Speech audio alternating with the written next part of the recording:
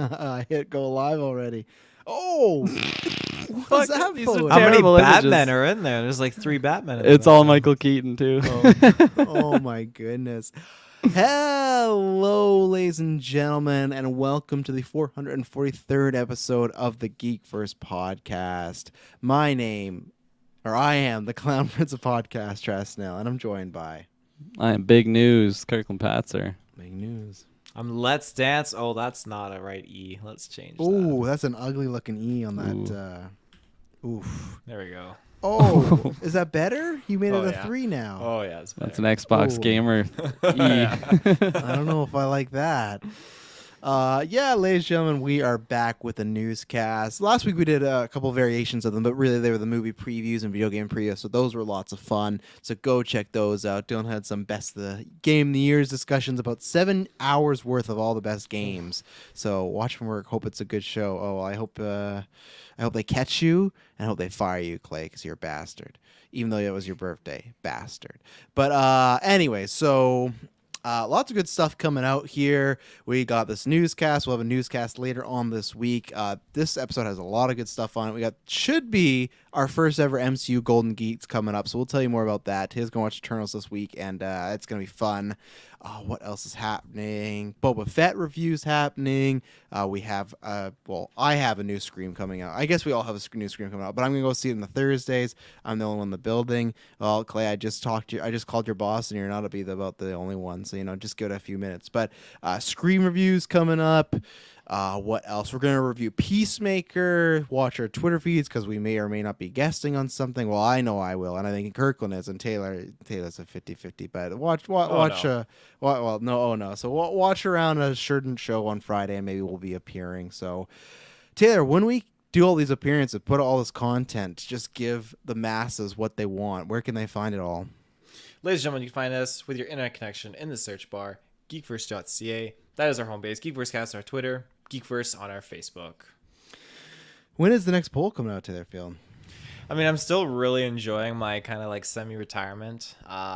You came out to do the Christmas one, then you retired again. Well, no, I didn't come out. I did the Halloween one, and then I did right. the Christmas one. Then I was taking like retirement, and yeah, I was waiting for the right moment to just sprout it out. I will say maybe a month. I feel like the Halloween one's kind of a cop out, because it was kind of you had done it kind of before, right? Not for like 2 years. It was like on a 3-year hiatus. I think it was a 3-year hiatus. I think you just used the same template, No, not at all. They're all new characters. Couple comebacks. What do you mean by template, though? Throwing shade over here, Mr. Snell. He's just mad because Freddy Krueger made it to the finals and did He's not pissed. cash in. Well, do you often use like the same thing over and over again? I have been now just to kind of set the brand, so it just kind of looks similar across every single poll. Because before it was like drastically different. Yeah. Are you that way with your razors? My razors, like my swords. Who calls their razors swords? What are you talking about? Like Taylor Field does. what kind of razors? Well, what are you I'm about? talking about is cheers to the new year's, cheers to 2022 and resolutions, because we are here to talk today about Manscaped, our sponsor for January, February, March, for the next 3 months. Manscaped, look at that promo code right there, fire right in there. Resolution, these are some resolutions you can actually keep. How about having clean and shiny balls all year round? Our sponsors at Manscaped are here to save your balls this year and make the ball drop. Oh, absolutely. We got a busy week coming up. I was like, I had to get some time in. So before I get some time in, you gotta Manscape it up and everything like that. Join the 4 million men worldwide who trust Manscaped with our exclusive offer, and go to Manscaped and use our code GVPOD to get 20% off and free shipping. We had a huge review this week. A big shout out to everyone that watched Dexter. And there's a big thing with Harrison about using a straight razor. I hope he was not using a straight razor. When that Christmas episode, when Dexter got him all his presents, you know what he is missing? That 2.0, because the straight razor doesn't have the LED light. This is not an ad read that they gave me. This is what I'm doing, folks. The straight razor does not have guards. Definitely does not have guards. The straight razor does not have a recharging ability, its own thing, and it doesn't also come with the performance package. That's boxers, that's briefs, that's a nice silky t-shirt, that's a crop preserver. Taylor, you love the crop preservers and everything. Oh yeah, it's animalistic. I saw you snowboarding this weekend. I'm sure you had to throw some on after that because you're probably hot and sweaty, but the balls are completely fine after the crop preserver, my friend, right? Yeah, after snowboarding, during snowboarding, I mean, anytime, right? On the chairlift, getting ready for drop. Yeah. And they're like, what is that? Like, have you heard of Manscaped? GVPOD. And it's a great thing. And especially right now, it's so nice that it's getting warmer. So you got to trim those nose hairs, right, Kirklin? You got to use that That's weed right. whacker up. Because before, you got to keep them there. You want to keep where the icicles. But now it's like back to 1 degree, 2 degrees. You want to breathe in that nice fresh air. But you can't do that with a bristly nose. You gotta whack that stuff. Absolutely not. You know, there's a time and place, I feel, for like nose hairs, certain time of the year. Maybe you're going through a dust storm. You need those hairs to block it out. But 90% of the year, you definitely want the weed whacker, and that is so phenomenal. You can use it in your ears too. I don't get much ear hair, fortunately. Yet, I guess age will get me. Oh yeah, wait till you hit to 23. It's all over. 23. That's when it all goes downhill. All right, I can't wait for that day. Yeah, and I've said this before. This is not a product they sent us. Get the plow if you're into, this is a good thing. Harrison uses this straight razor. That's a little dangerous. The plow has the weight of a straight razor, nice stainless steel, very easeable, cleanable, and it also gets all those pesky hairs because, electric shaver, it does the job good enough. It gets it down, but you need that plow to get it all gone. So kick the discomfort and poor hygiene and curb this year, and the best tools for the job, whether your resolution is to work out more or travel new places, be sure to travel to manscaped.com for our exclusive offer of 20% off and free shipping. GVPOD. Go do it now. Links down below. Beautiful. There you go. And all the links are for everything else, our podcast network, all our feeds, where to find us on audio, video, how to support us. Go to our Discord. I did refresh the link, so it should be there. I know Discord is just such a pain in the ass. I hate this. There's a quote from... I remember we used to do that when we had StreamYard. That was our gimmick for a while. We'd have quotes, and we dropped that quickly. But... let's get into some news because we have some good juicy news. And also, a massive thank you to everyone who checked out our Dex review. It's our biggest review of the year, 10 days into the month. But it's our biggest one, so there is a bar just slightly beating up Boba, but it did beat it, and it's done very well on the second day. And it was one of our, it was easily our most watched live stream. You can go watch the replay. That chat was popping off. We had a huge turnout, and there's lots of people. I saw a big bump of subscribers, so I guarantee that's some of you. Nice. So thank you very much. That was awesome. Maybe you didn't think the review was awesome, but it was an awesome time, so go check that out. And so we got a very DC Batman oriented show today, which is fun. We got the movie draft, which is going to happen, which is going to be us selecting 10 movies that we think will do the best in the box office, and then the end of next year, at the beginning of next year, we'll see who won, just like the video game draft. And I feel like I'm missing... Oh, me and Kirklin will give some thoughts on The Witcher because I finally finished it. Kirklin finished it, so I'm excited to say, I won't even say if I liked it or disliked it. You're going to have to wait, or you can check out the cutouts. Because what I'm going to say... Taylor's not kick air. Kirkland's going to be mad. What I'm going to say is with these stories, if you feel they're too spoiler... Okay, I will say I was talking about this with the GUA people because there's a new scooper, right? His name is I don't know why we're all calling it a her. There must have been something because that happened, but I'm still not trying to say that because I don't know who the person is behind the account. Maybe they're just a they. That person was putting out scoops. They put out, this week, like Andrew Garfield's back, Toby's coming back, all this stuff. So that's good. And I could believe that because these are things that I imagine success at box offices happen. Here we go. They're starting to talk about all these other things now, right? So they start out putting plot details of things, and I muted them. I still follow them, but I muted them. And that's, for me, where I consider a spoiler. And that's what... There's going to be some stories and some rumors about the Batman sequel, and the Batman spin-off show. None of them are confirmed. None of them are necessarily leaks as far as I'm not going to tell you the exact scene of this happening or that happening, Same thing like when me and Taylor saw that picture of Daredevil, we weren't like, oh, yeah, hey, he's sitting at the table with... that's not something we're going to do here. We're going to report rumors. You know why? Because a year ago, we talked about, oh, man, what do you think they're going to do with Kirsten Dunst and Emma Stone in Spider-Man No Way Home when they were rumored to be in it? And guess what happened? They weren't in it. So that's what the thing is. Lots of these rumors aren't very true. But... I will. Don't worry, Ted. I'm going to do this. I will in the description put when this, is going to. Actually, you know what? I won't. What I'm going to say is the best thing to do is we do cutouts, as you can see below. We're going to cut out every single topic other than these ones. So if you really feel you want to know nothing about the Batman or some rumors or whatnot, then you can skip it. But I really don't think, one, it's a C tier rumor list. So I think half these, there's one in particular that I don't think is true, and it's actually our main topic. But two, there's nothing very specific. So we're going to get into this. So S-Bubs, he can get the credit when he's listening to this. This was a rumor he put out. This was from a Reddit page that is kind of like there's that MCU one a few weeks ago that proved to be pretty right and then get some stuff right. And this is the same thing. I say it's C tier because anything from a Reddit or like a 4chan, you never know. And to me, very specific rumors, I kind of throw them out the windows, but that's fine. So we're going to start with this first one. That apparently the rumor is that the sequel for the Batman is going to have the main villain of Harvey Dent, aka the Two-Face. So again, this is your last one, but this is just a rumor. Now I'm going to start off as someone that's been doing this for a long time. And I don't mean the podcast, which I have. We're coming on 7 years. But I mean just watching rumors and stuff in general. Whenever there was, hey, the movie hasn't come out, and hey, we know the villains, who the sequel's villain's going to be, I always wave my finger and go, I don't know if I really believe that. Now, the MCU is different because that's like a machine, right? But everything else, I remember The Dark Knight came out and I heard every rumor under the sun that the Riddler was going to be in it and Penguin was going to be in it. And Johnny Depp was playing the Riddler and, who was playing Penguin? Oh, man, he passed away. Who's the guy in Mission Impossible 3? He's a great actor. Philip Seymour Hoffman, that guy. Seymour Hoffman, there you go. A little late. I was adjusting. I was away from my mic. Okay, I thought you were saying I thought you heard me say it, and then you were trying to say that you said it. But yeah, well, yeah, that one. Yeah. But anyway, so it was assumed for years. It's just in The Dark Knight Rises, it's gonna be the Riddler. Riddler's the bad guys. We've heard all these rumors. Even when there was rumors Leo was gonna be him. Even when Tom Hardy and Joseph Gordon-Levitt got cast, they're like, oh, one of them is gonna be the Riddler. Do you guys know if the Riddler's in Dark Knight Rises? I want to say no. Taylor. I've only seen it once. I've seen this movie many times. What kind of trick question is this? Are you tricking me? I'm joking. You killed him.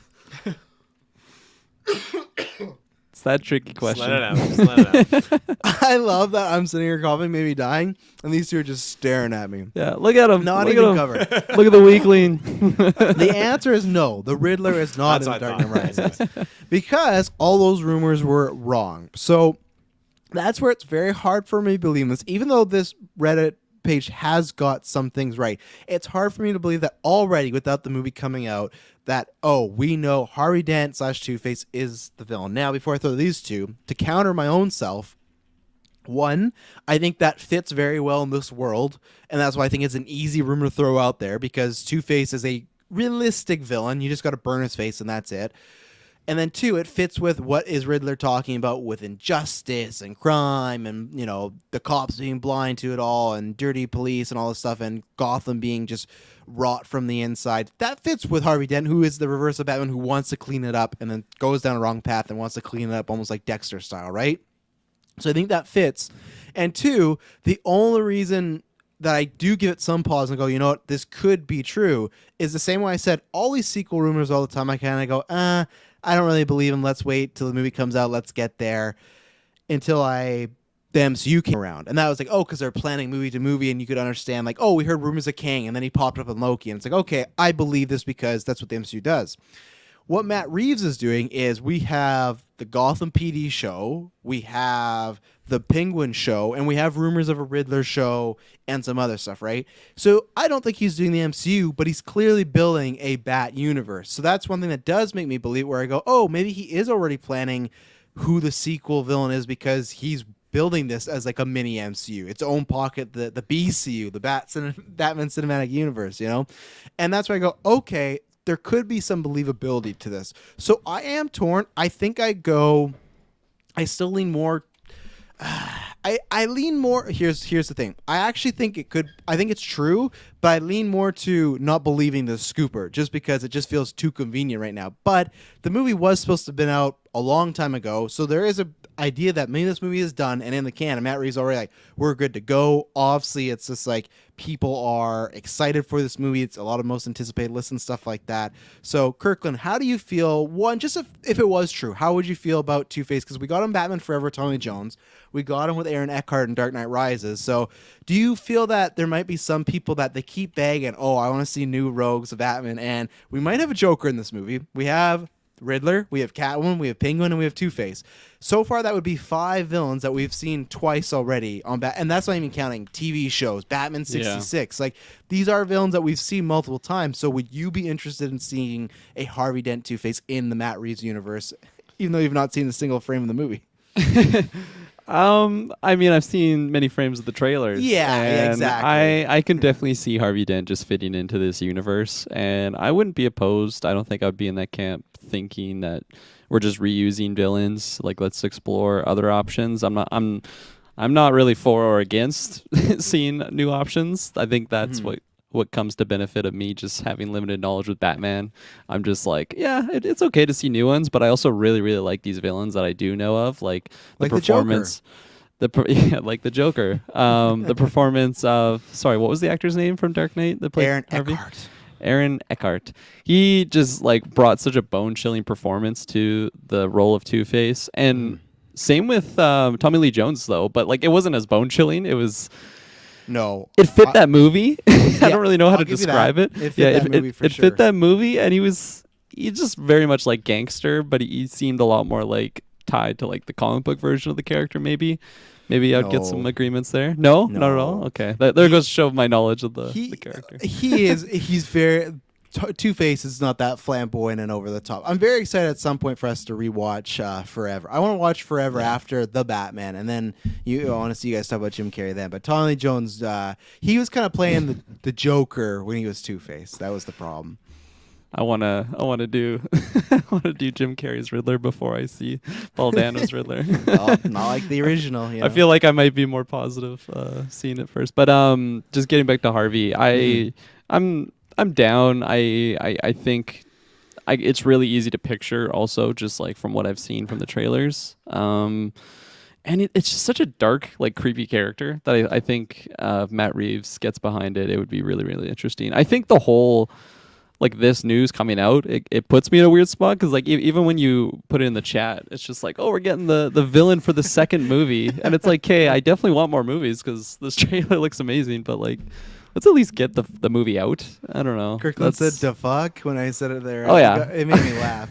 But to me, that shows again. I just feel like Warner Brothers is, unfortunately, for some people that really want them to be in the Zack Snyder business, they're in the Matt Reeves business. And this is a movie that hasn't even come out yet, and they're like, "Hey, we're doing, like I said, already 2 spinoff shows confirmed," which is really impressive. I will laugh if it's kind of like BVS, where imagine if this movie comes out and it's super divisive and like, oh man, we did all this thing, it was gonna be great, but I don't think it's gonna go down that route. So I think, like, do you think that's why we could be maybe hearing rumblings of a villain? Plus, like I said, this movie was supposed to be out a long time ago, so he could legitimately already be working on a sequel because the first movie likely is.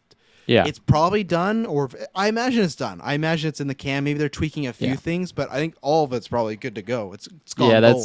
That's very plausible, and I definitely agree with that side of the argument that this movie was supposed to come out quite a long time ago, and I can't imagine Matt Reeves just stopped thinking creativity wise on like where he wants to go with the franchise. I feel like even if it wasn't going to be successful, he's already thinking of sequels and like where to go with that route. I just feel like that comes with being a director and just being in that art lifestyle. Well, I don't know if that's the right word to use. Cinema.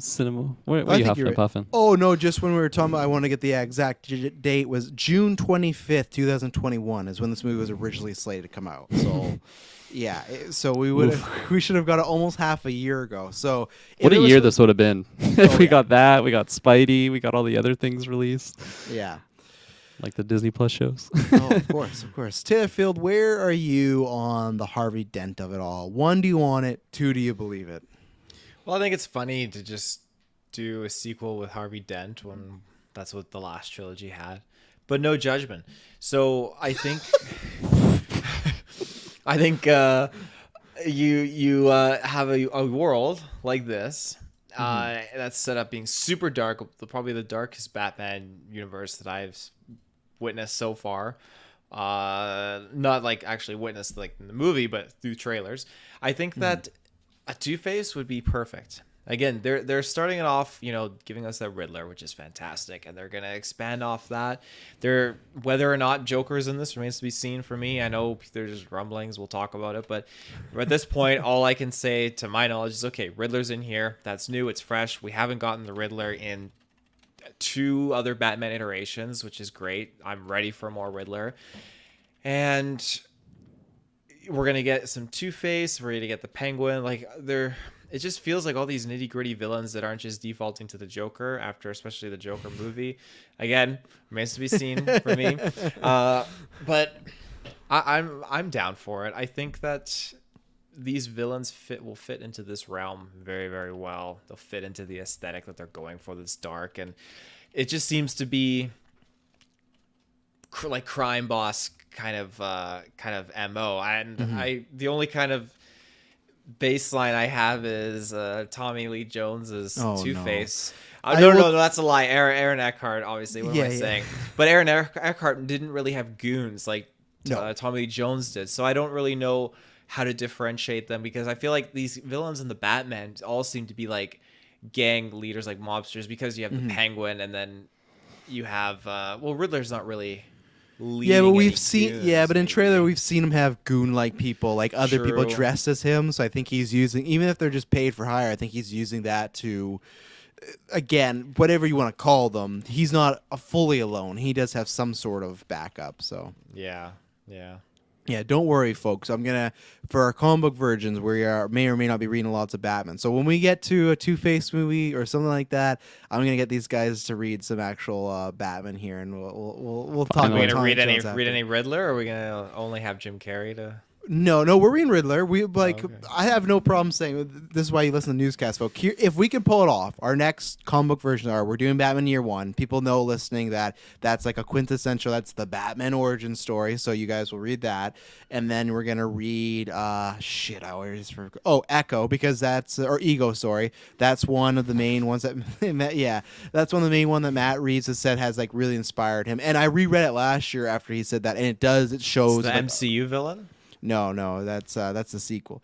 And then the other one is Batman Zero Year, where it's all about Riddler and whatnot. So, well, not all about, but he's a big deal. And there's been already like some tributes, it feels like, in this one. So, and that's a good thing with the Batman sequel. You got to think like, okay, Two-Face would be in there. There could be a certain clown that they could be building up to.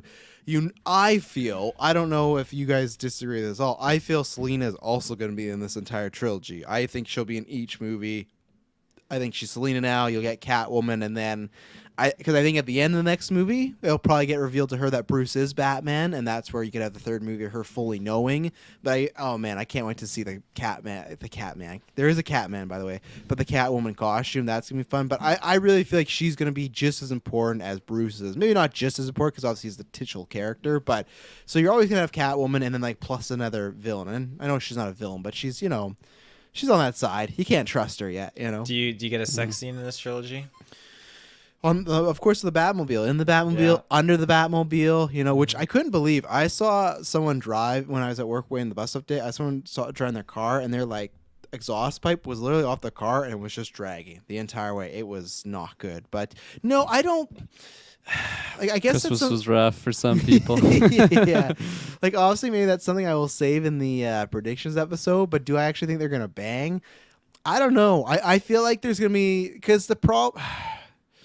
I guess. Set. Well, yeah, of course we got the real life on each movie. Yeah, I mean, like in this actual movie, it's tough because I feel that. I guess it all depends, like, how much are Bruce and Selina together? Because Batman's not gonna bang her yet, because that would reveal he's Bruce Wayne, and clearly they're playing up her being like, "Who are you?" He can keep the cowl on, right? I mean, yeah, but once you see one penis, you know the penis by heart. It's just, but I think Bruce. I think there's gonna be just lots of sexual tension here, and then I think like in number 2, the dam is just gonna break loose, and it's just gonna be lots of stuff. But I don't know. It's gonna be all. Why are you highlighting Clay's comment there, Taylor? I don't know. I feel like the winky face means he's speaking in relevance to what we're talking about, but I don't really know the connection. He said he's quoting you, and he said when you're talking about rumblings of the Joker and stuff like that. Oh, I thought he was referring to like the sexual talk we're talking about. Yeah, the rumblings. Yeah, rumbling in the studio. They had sex and their orgasms literally caused an earthquake. But like S. Bob said, as you said, they could just do Two-Face and Joker again for the second movie, LMAO. I feel, and maybe that's just because of certain rumors and what we're getting right now, but let me bring up the exact quote. So here's another story where it's like, hey, if you're this far in, you're a part of the group, so I'm not gonna preference you anymore, but I will drop what happened. There's another thing. So anything else on Two-Face as the main villain? Let's do it. Let's do it. Yeah. Let's do it. Best movie yet. We make those decisions around here. So let's see. Where was the second one? So this is about the Batman spinoff Gotham PD. So again, your last warning. Apparently, the rumors are. Oh man, I don't know if That was a good mouthful. That was. I don't know if he's smiling because he's eating or smiling because he doesn't want to hear this news. But either way, Gotham PD series would be a mix of Gotham Central Year One, while we're reading it, and The Laughing Man. It is also said that the Joker will be the main antagonist, and this will see the origin through the eyes of the police / Batman. So, look at Kirklin just going. He's getting some Batmobile That's action. finger licking good right there. Yeah. That's what Pattinson said after. But anyway, so it's so funny because this comes from the same source, and how I can look and be like, I don't know if they're right about the Harvey Dent thing. I absolutely feel they're right about this. You know why? Because they announced this Gotham PD show, and we've heard shit all about it since it's been announced. Now, I don't think it's because, they're not doing it. I just think it's one of these things that they have to wait till the movie comes out to really get going. Now, how do I feel? You know what? I actually want to hear these guys first. I don't want to place their mind because also I'm a big biased Joker guy. Taylor, how do you feel that they go, also we knew about this Gotham show and we said like, hey, how's it going to be different? We just did Gotham. And they had said, well, it's going to be very much more realistic and more police-centered, where the Gotham show ended up being more about the villains. It's going to be police-centric. How would you feel about it covering kind of the start of the Joker? Because we've heard rumblings that Joker could be in this movie, and that would absolutely make sense now if we get a tease of him in this movie. And this is why I think he might be the villain of the third movie, not the second one, where you get the tease here, you get the TV show, and then you finally get that third, the Batman movie, and it leads up to the Joker. Same thing as before. Do you believe this rumor? And two, is this something that interests you in Gotham PD to see Joker rising up from like the cops' perspective and a little of Batman apparently? Is this Gotham PD live action? Yeah, it's live action. Yeah. Okay. I mean, it's enticing. I dare say, actually, I would be very intrigued by this. And it's not oversaturating it, to be honest. I think if you get that little bit of a tease, and I say that very lightly, like I'm definitely down to just, like, no matter what the superhero is, like, just you can flood the market for me and I'm going to be swimming in it. So I think that when you have something, like this, that's... This sounds kind of dirty in some way, but when you have a character like this that's had a prominent position in, his own kind of movies, Suicide Squad, and then made a reprisal in Snyder Cut, and then was in The Dark Knight, and then was in his own standalone feature film. He's very prominent right now, but I don't feel like it's oversaturated to sprinkle him in as a little Easter egg in the Batman movie, because as I've learned from you, I feel like wherever Batman goes is going to be a Joker, and they just, like, there's the parallels. It's two sides of the coin. So, what the fuck? That's a weird noise. You always get weird noises. Okay, so that's about the Batman, though. But what do you feel about him being in the show? Because if it says the main storyline is almost the rise of the Joker, how would you feel about that? And it's so...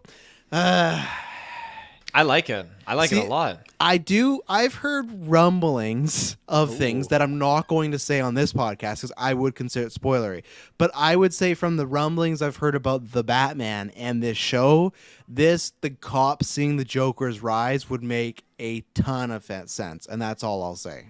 I guess if I see the show where the cops are struggling, getting murdered and killed and blown up by this Joker, I'd probably be like, okay, where is Bruce Wayne? Where is the Batman? Why is he not stopping this before it gets out of hand? You got this, That's guys. my only question. Yeah, clearly. I'll take down that penguin guy with a Joker. Yeah. You're on your own. Low-level drug offenders. He's taking those guys out.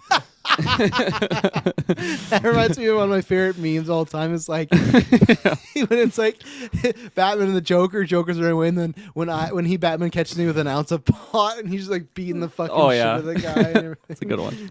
Yeah. You know what? The other one I really like, showing up Batman memes. Remember that meme of Steph Curry when he's in the basketball game? He just stands up and he's like looking scared at the clock or something like that. And then just like the Gotham City citizens watching Batman barrel through the town with the Batmobile to try and catch a clown. I'll try and find it. It's gold. But so sorry, Tay. You're saying you're for the Gotham PD. Well, you were saying how would they maybe explain Batman not getting involved here? Yeah, and my only logical explanation would be, okay, this is going to be a heavy prequel where Joker's going to be caught stirring the pot like early on, where Bruce Wayne's not really maybe taking the mantle yet as Batman. Like it's super early on in his career, and he's just focused on characters that are related to related to the death of his family. Who knows? I feel like the Riddler's going to have a major tie-in with the family. And again, vengeance. This whole story is going to be about him focusing on the Riddler. So it makes sense, okay, why he's not going to be tailing after random other guys dressed like clowns at this time. I just thought you forgot that Batman's name was Batman. You called him Vengeance because you're like, and Vengeance? He's going to get him. He's like, what are you? I'm Vengeance, you know. Well, and Catwoman's calling him Vengeance. So there you go. Let's take our first ad break. Then we get Kirklin's thoughts and my thoughts and a bunch more thoughts about Gotham PD. So we'll be right back. And we're back. So I thought there's... this was the only counter I was going to say, and that Kirklin can respond to this too. I feel like almost what you're going for, Taylor, as far as Joker and Batman is... if he's taking all of these mob people and everything like that, they may look at the Joker as like, he's just small time right now, you know, and he's not really on his track. And I do want to bring it out because people were talking about this on our Discord. This is not a rumor. This was just a theory. And we've talked about the orphanage because Kirklin, this is kind of a separate topic, but still want to get your thoughts. Are you fine at all for some reason Riddler and Batman are related? Does that work for you? Because I really don't want that after we just got Joker, where Joker and Batman might be brothers. I really don't think I need Riddler and Bruce Wayne being related. I'm kind of fine with, and I've just bring this up because I've seen people talking about more with the orphanage thing really coming up a lot. That people are like, oh, what if he's like, they gave him away, or it's like Wayne's bastard child. But again, I don't think that's a bridge I need with Riddler right now. Yeah, I feel like when we were theory crafting about that, kind of when we were dissecting one of the trailers, I was kind of in the middle on it. Like I can see how it would make sense story-wise if they want to lean that route. It helps that I don't have a lot of stock with the characters, so I'm not like, oh, what are they doing? What are they doing? They're ruining my boy. Like that's never really crossed my mind. I think my outlook on it is if they make it work story-wise, I'm completely open to it. It's not gonna break my achy breaky heart. So now I can't wait to get your opinion on this because when the Two-Face one I read, I'm like, oh, Kirklin will be fine with this. When I read the Joker one, I was like, oh man, I wonder if Kirklin feels this is too much info or what is. But this is our job, Kirklin. This is what we do. We got to cover it. So how do you feel about this Gotham PD show maybe covering Joker as the main thing? Because that would kind of, if it's true, that kind of tips the cap for whatever these rumors are about Joker being in Batman they're probably true. Yeah, and I was pretty against that initially. I feel like for whatever reason, whenever I hear there's like a cop show coming out, I just don't care. I don't even care if it's like attached to the Batman. So as of right now, I see this as being like the new Gotham show that's coming out, and I can tell you.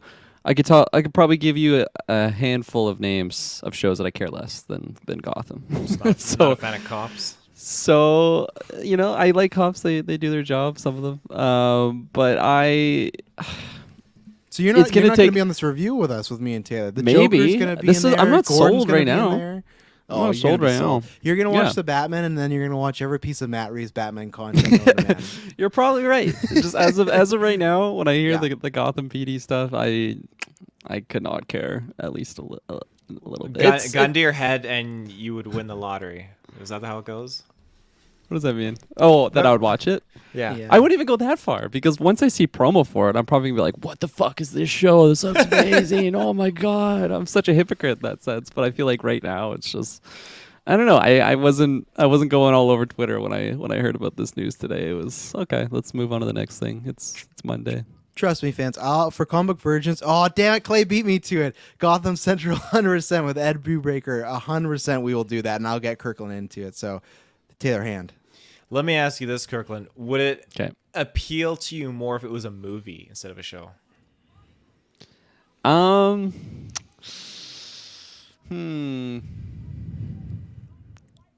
Probably not. Again, I would have to see promotion, but like I could see like a Joker movie centered around the point of view of like just everyday Joes or like the police force. I think that could be really creative, but I don't know. I'm pretty indifferent at this point in time. I think a TV show works more. Again, it'll be more fun if we're doing it week by week to just theorycraft because those reviews are just awesome no matter what. No matter what the quality of the episode is, it's usually fun to talk about it with you guys. So I think I would prefer a show in that regard that we can actually just like talk about each episode and spend 30 minutes explaining why one person's a ghost and nobody can actually see him except for the main character and be completely wrong an episode later. So those are always fun moments. So I think as of right now, I'd say I prefer a show. Taylor GeekVerse Another question. Show your true quality. Travis, you were the one who pitched the concept of what if the Joker was a cop originally, and kind of like, did you pitch that? No, because I thought I heard this idea. I thought it was from you that it'd be cool to have like this center like focus on like the cops, and like one of them it turns out to eventually turn into the Joker. I think you may have heard some rumblings, but I did not pitch that. Oh. But yeah, no, I will be very interested to ask Kirkland's opinion on the show after the Batman. Because again, I've just heard what I've based off is there's just been some rumors, but I think there's some interesting things to do there. But if like, you know too much for your own good. Well, I don't always want to see it, but I think if the Joker, for some reason, that was his origin, as some people theory crafted, if he was a cop and because again, I don't think we're getting the chemical acid Joker as much as I want that. I know people say, oh, we got Jared Leto. Yeah, I want a different one, not that one. But I don't think we're going to get the origin of Batman mistakenly knocks a criminal into, toxic gas or goop, and now he's the Joker. I don't think we're gonna get that, especially Matt Reeves. I think they'll go a deeper route, which is fine. I think with Heath Ledger now, it's just like, oh, we always gotta have the Joker in pain. You always gotta be in pain. So can't we get some guy with skin disease, and that's why like something. That's what I'm hoping. But if Joker was a cop or started as a cop, and he were to transition from a cop to a Joker, I think that would be really interesting to see how do we get to that point, and what, like, especially you have, because imagine if the Joker was somebody that was like a good cop and he was trying to do stuff by the books and just living this shit town, like fuck it, I'm gonna start doing my own things. Again, you gotta be careful because they're already doing that whole like Riddler, oh, I'm real justice, like I can help and everything like that. But I think Joker, if he was a cop, would be very interesting. And again, I'm very looking forward to if those rumors are true and if it is Barry. If it is Barry, man, I'm just getting more and more excited. There's that clip going around with him with that hyena laugh, and I'm good. What are you smiling about there, Kirkland? Do you feel like you've heard too much? Is that what you're smiling? Just takes one bad day for a good cop to go off the rails. I don't know. I'm excited to be wrong. I'm excited to be wrong hype level wise. I feel like you're correct. I need to watch the Batman, and then all the hype will come. All my focus is just on that one movie. So it's like I don't give a shit about sequel villains or shows. I just want to see the Riddler. I want to see Selena Kyle and my boy Bruce. Like, come on, let's just get me to March. That was an interesting phrase there, and fucking my boy Bruce. So that's what I want to see. Maybe sequel, actually. That's more likely. So this was also, furthermore, it said that Batman will play a bigger role than we imagine, which I am very interested if that is true, because I'm just surprised that they're sitting down, he falls in super clatter of clown eagles. That'll do it. I cannot wait for No Way Home to come out, and I've been looking, because there's so many gifs of bootleg version of No Way Home, but no one's gone the gif of Toby saying that'll do it, and I cannot wait to have that gif, because I'm going to drop that all the fucking time. But there was another thing of Batman will have a bigger role, and I still will have a hard time believing that Patterson's going to be in this TV show a lot, but if he is, then great. Maybe he is just that committed to the role. And the other rumor was, which is very interesting, I don't know how to pronounce her name, but Kaya Shodelario, whatever. But Kaya, she is in talks for a mysterious role. Now, if you don't know her, Taylor, she is Barbossa's daughter in Pirates 5. I know her as Resident Effie Evil. from Skins. Resident Evil. Yeah, we were just talking about her. She keeps coming up. She's a great actress, and I'm going to be very mad because she's somebody I've had on my maybe draft list before. I've never pulled the trigger, and it looks like I might be too late. But what I'm curious is, and this is why I know you guys don't have a vast knowledge, but I feel like in a Gotham PD show, you don't need a mysterious role because it's just like, well, what? It's going to be a cop. It's going to be someone else. I've been trying to think of like what type of villain, and we were talking about this in the Discord, like what type of like not even villain but mysterious character. Like if it was Vicky Vale, I don't think you need to be like, oh, and she's playing a serious character. Like, no, she's in talks for Vicky Vale. She's a reporter, like so that was very curious of like if there's a mysterious role, that means they're like hiding someone, right? And I was trying to think like, who could they hide? And we were throwing all these theories like, oh, maybe it could be like a Poison Ivy, but I just really don't feel that Poison Ivy fits in this role. We talked on the Discord of like, oh, you'd have to make her like a plant terrorist, and she's just using plant bombs and stuff like that. I guess you could have like a Talia Ghul, but that is kind of, I think that'd be too much like Dark Knight Rises, and unless they're introducing a son. And then I threw it out there memeing, but I don't know if it is a meme, so I'm just gonna stick with it. Is there any chance, let's say this show was about Gotham PD and the Joker, right? What if this was centered around the Joker, like retelling his tale of how he got to Arkham or how he got to prison? Kirklin, who would he be retelling his tale to? Very likely in Arkham. That would be Harleen Quinzel, most likely. Do you think there's any chance in a world where Margot Robbie is still Harley Quinn that we would get a Harleen Quinzel in this universe? Because when you hear mysterious, and I know people are going to say, "Oh, you would just jump to," sure, but what other mysterious character would fit? Even Maddie said like, "Oh, someone like Lady Shiva," and I was like, "True, but like she's a fucking hitman that Kirkland or Taylor probably don't know, right?" Shiva. Lady Shiva. No, Lady Shiva. Oh, Lady Shiva. Okay. Yeah. You know you don't know male I know Shiva. Shiva. Yeah. But that's what I mean. Like all the roles that people would shout out to me are not believable, or it's the mainstream wouldn't care. Oh my God, Lady Shiva. Oh man. To me, Harley, and even if she doesn't become Harley Quinn, Harley, you like that? Oh yeah. Lady Shiva. There's probably like one person out there that's just itching. Yeah, got Lady Shiva all Matt over his Reeves walls. is like, don't you fuck this actress, Robert. Don't even look at her. And Robert's just like, you just see his boner. I'll be furious. Yeah. As Espo says, we'll never work with Pattinson again, even though he's going to be in the Gotham PD show. What do you think about that, Kirkland? Because, like, what do you like? Mysterious character, my Harley in theory. What do you think about that? I mean, I'm coming off, expecting some big news for Dexter on Monday, and just being disappointed in that. So now this big character role. Still, I wouldn't be surprised if it's Lady Shiva at this point. I don't know. Fair. I like that actress. Okay, reverse it though. Let's say they come to you and say, "Okay, it is Harley Quinn. Can they do that right now while Margot's Harley?" That's the only hang up I have. It would have to be very different, like interpretation of the character, which is hard thing to argue when Margot is just so perfect at the character. I would say no. It would be my answer, Your Honor. Is there a chance that we could just get Harleen Quinzel as the therapist, but we never jump to this right now? Like they have it there as a breadcrumb, and they're like, hey, in the future, if we ever want to revisit this, we could, but she is just his psychiatrist or something like this right now who is semi-turned on by this clown. Because if you look at Suicide Squad, one of my biggest complaints is we just jumped to Joker and Harley. There's a great story there of Joker twisting this very young, naive, impressionable therapist, and I wonder if that could be the route. So could you see that, where she doesn't jump to the jester and everything like that, but she is this, just the therapist, our kind of narrator in a sense.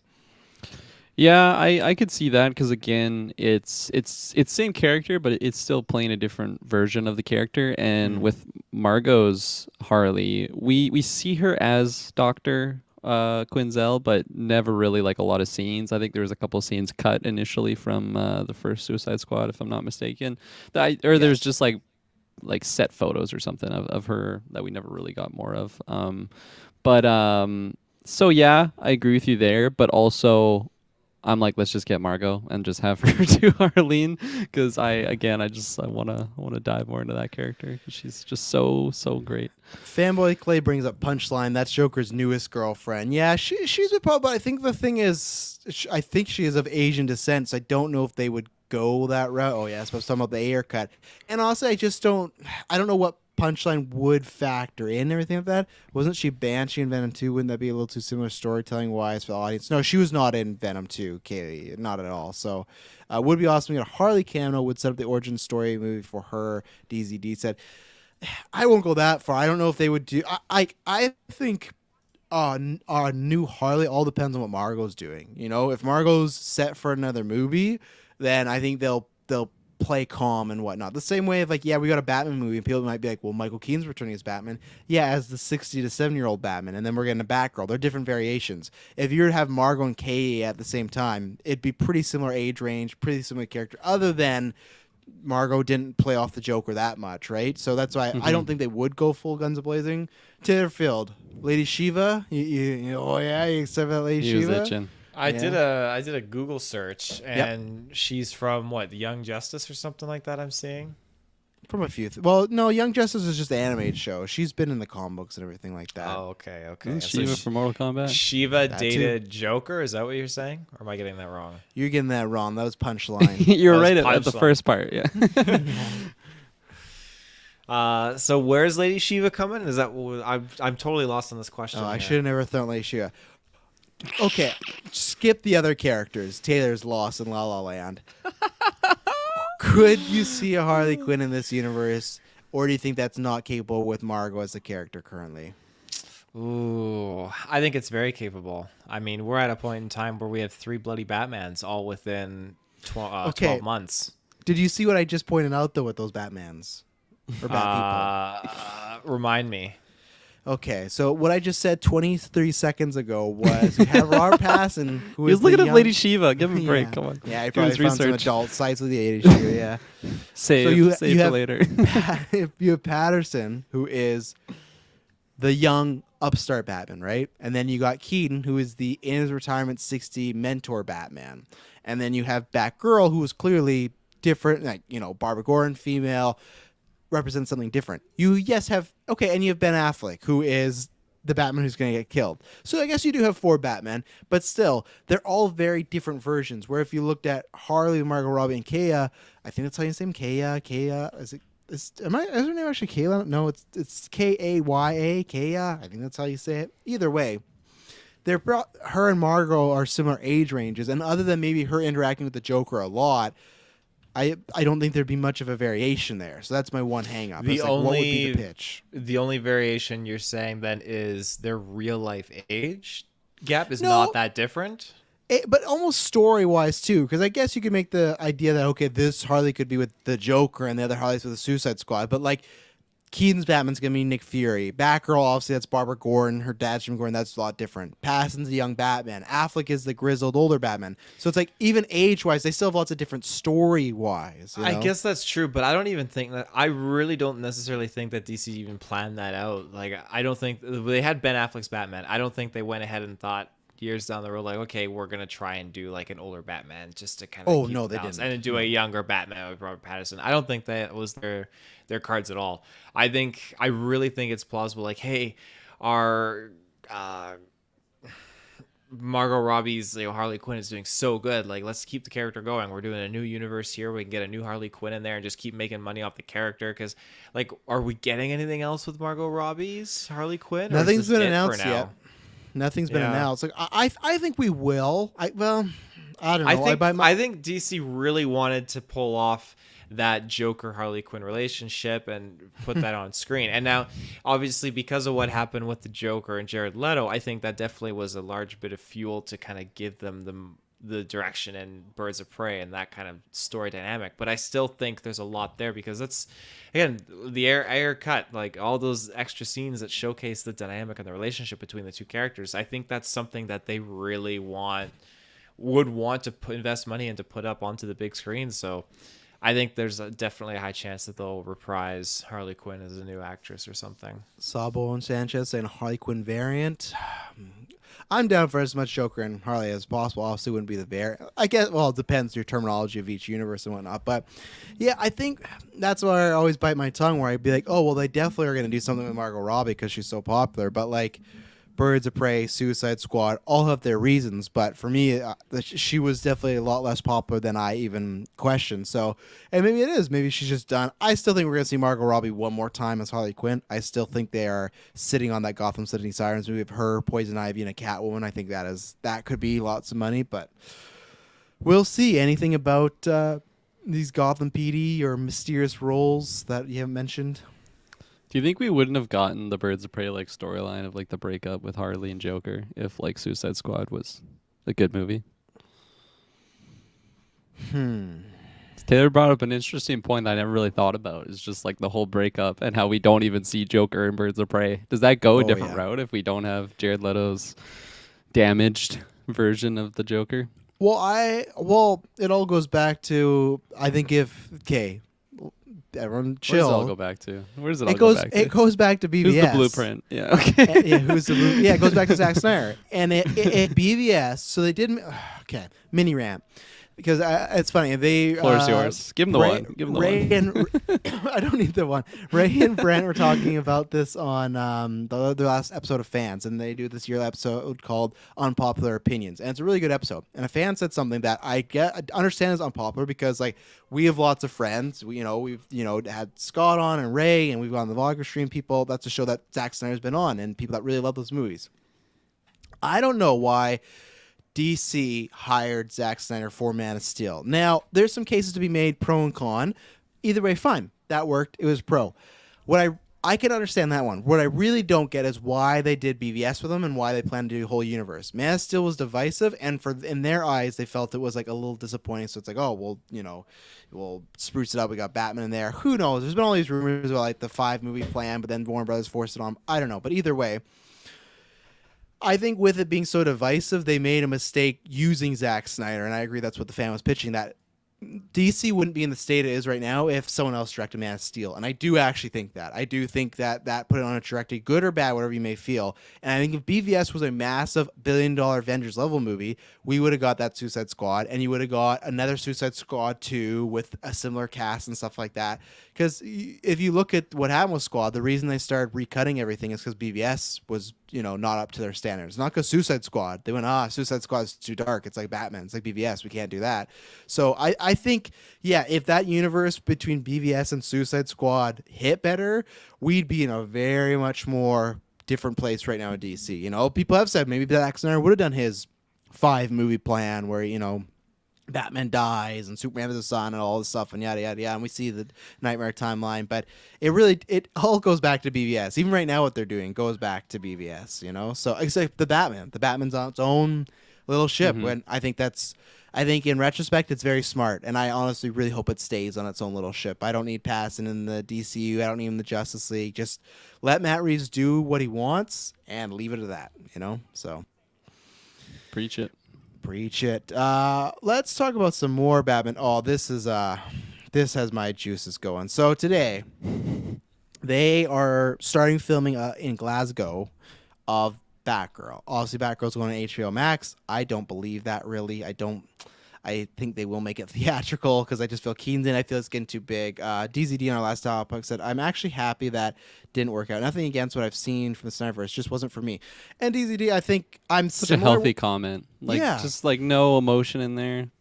Preach it, DZD. I'm similar where I liked Justice League, the Snyder Cut, and then when I saw it, I'm like, oh, I would want more of this world. Lots of people are liking it. But I'm also not heartbroken if DC's like, we're going to go somewhere else. Because I didn't love BVS or Man of Steel, So it was its time. You got 3 movies. Be happy with it. I'm ready to move on. I'm ready to not argue about it. And I actually don't argue about it anymore. It's just not. It's just after the Snyder Cut came out, it's a loop. I don't really care anymore. Moved on. If Blue Beetle is going theatrical, I think Batgirl will too. I do as well. Batgirl has Robin in it. Oh, well, look at that fresh news. We were just going to be... It's like he wanted to cut me off. He wanted to tell me what the fresh news. I like that. Fresh news 24/7. Everyone go to Fresh News, subscribe. He got fresh news all the time. But as Fresh News just was talking about, today they're filming in Glasgow, Batgirl.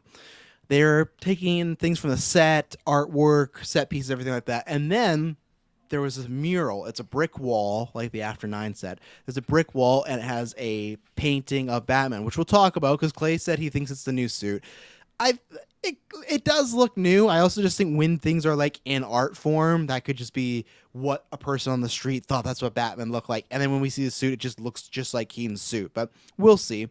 So you have this, right? And at first it was just that photo, and it was like they cut off the Robin part, the people that took it before. So it was like bearing the lead. I was like, oh, that's cool. Again, confirmed that Keaton is the Batman in Batgirl's universe. Awesome. But then we got a wide out version of this picture, and lo and behold, there's a little boy wonder on it. And that's very interesting because they're doing everyone's favorite gimmick nowadays is that Batman Forever and Batman Robin didn't happen. So before it used to be Val Kilmer and George Clooney were the same Batman as Michael Keaton. That's not the case in this universe. It's Batman and Batman Returns, and that's it. And whatever happened to him, we'll find out in the Flash. Even the comic books that are happening right now, not canon. So there's a zoom out, and this confirms that Michael Keaton at some point in his career had a Robin. So Taylor, how do you feel about that? I'll just ask this because I actually have multiple questions for you guys, but I just want to know, how do you feel about because this is not speculation. Clearly, if there's art, he at one point had a Robin. Looks like he was a very young Robin at this point. So we could see him in the future because I know people go, oh, Leslie Gates is 27. There's times in Batman where Robin's like fucking 10, 11. So it's like we could easily have an actor around the 30 to 35 range who is a grown-up Robin. But what do you feel about Michael Keaton's Batman having a Robin? I love the idea. I love the concept. Again, Michael Keaton's Batman is one of my favorite Batman, to date. And I think the ability... You said one of. Who is your favorite? I really, really like Christian Bale's Batman. Okay, like a fine. Lot. But Christian Bale very and Michael Keaton. uncontroversial. I thought something big was coming in there, like George Clooney or Adam West for a second. No, yeah. I do think though that we probably wouldn't necessarily. Well, I shouldn't say that. I don't know what we'll get. I would love to see scenes in the Batgirl of Michael Keaton actually like talking with the Robin and stuff of like the two characters together. But I'm afraid that we're not gonna get that. The Robin. I'm afraid we're not gonna get that kind of stuff. I feel like that'd be too easy. But I want to see those two characters talk. I mean, the last time we had the two, Robin and Batman speak to each other. I mean, not in Ben Affleck's arc. God, it would have been barely in the Dark Knight trilogy, but it's hardly even able to account. Yeah, so you should go by your real name, Robin. Yeah, it's such a loose end. I want to see Boy Wonder in that suit working and fighting crime with Batman in like the suit. So that would have been George Clooney, Val Kilmer time, right? So yeah, we only got Chris O'Donnell. So here's the thing I want to point out before, because I got a thing that I think could get you more excited, and that I do want to point out something that Fresh News says. He says, well, I think Batman is from his universe, so this would be Ben Affleck's Batman and his Robin. Fresh News, I think absolutely not, unfortunately, if you're a Ben Affleck fan. I think that mural is the Keaton suit. It's the yellow oval, and I think it's so funny that like people have been going out about these scoopers being like, oh man, they're talking about Keaton's gonna replace Affleck. This is bullshit, blah, blah, blah. Even though we have this mural of a Batgirl movie in the DCU, and it's like, oh, look at this Batman. Like, we would have known, even without scoopers, that, oh, clearly Affleck. And even last week, he's like, yeah, I'm fucking done. Like, I'm not doing Batman anymore. Like, he's like doing, we have set photos, and we have Affleck literally saying he's done. I think we at this point would have known, oh, okay, this is why Keaton's coming in, because Affleck is gone. So I think in this universe, they'll get melded, and Batgirl, our new Batgirl, Barbara, she will grow up in a world where that Keaton's Batman was around for all those years, and there was a Robin and stuff like that. So, Taylor, because Keaton is in Batgirl, my theory is where you could get that is people love using de-aging technology, right? He may think back to the last time he trained or worked with someone, how that either went well or didn't go well. So I could see him being a DH Keaton with a younger Robin or something like that in a flashback or something for him to refer to when he had a partner.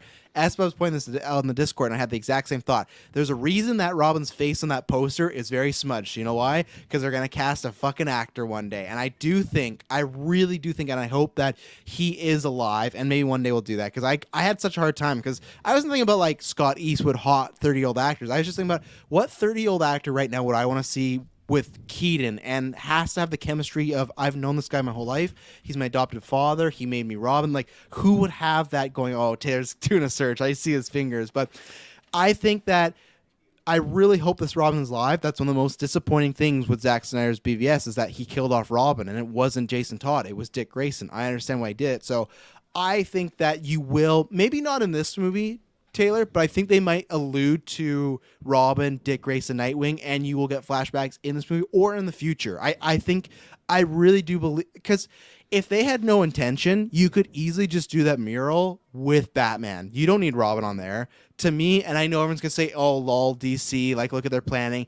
I get it, 100%, but at least it's a kernel of an idea to go, hey, it could be somebody. And Sabo Sancho is, I want to shut this out, and other people have, not Louis Tan. People have done this before. Mortal Kombat to me proved, like, that's the main guy. He played Cole. He's got the body. He has the size. He's just not a good actor. And Fanboy Clay shouts out Chris McKay. That was one of my most disappointing things, and that's why Twitter should never do casting or anything for a movie, because he put out a poll and it was like, what things you want most in a Nightwing? And the thing that like won the poll was like a guy that can do mixed martial arts and his own stunts. Ooh. That is the worst to me. That is the absolute worst. Get an actor and get the fucking stunt double that does that. I don't need this guy who, oh, look, he does flips by himself. Can he act? Oh, like, not really. Like, he's fine. No, that is the worst. Like, that's such like a, oh, my Superman has to look like this, or he has to look like the comic books, or, oh, he doesn't have red hair. Like, that's no. I don't want any of that. So, Taylor, does that make you feel hopeful? My pitch of maybe this could lead, like, that Robin's on that mural for a reason, I think.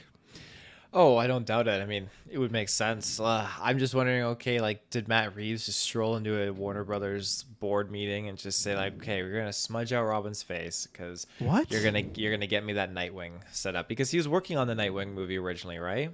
No, not at all. I thought Matt Reeves was connected with some Nightwing project years and years ago. No, not wild polls tonight. I love it. No, I swear, I thought there was some Nightwing No. project that was in the works. There is, yes.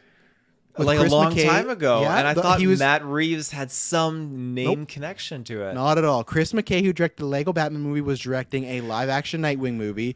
The rumors was that the problems with Ben Affleck, like not Ben Affleck him, but just like the role Batman, the Snyderverse stuff, that derailed the movie, and they stopped doing it. So nothing with Matt Reeves. This has nothing to do with Matt Reeves stuff.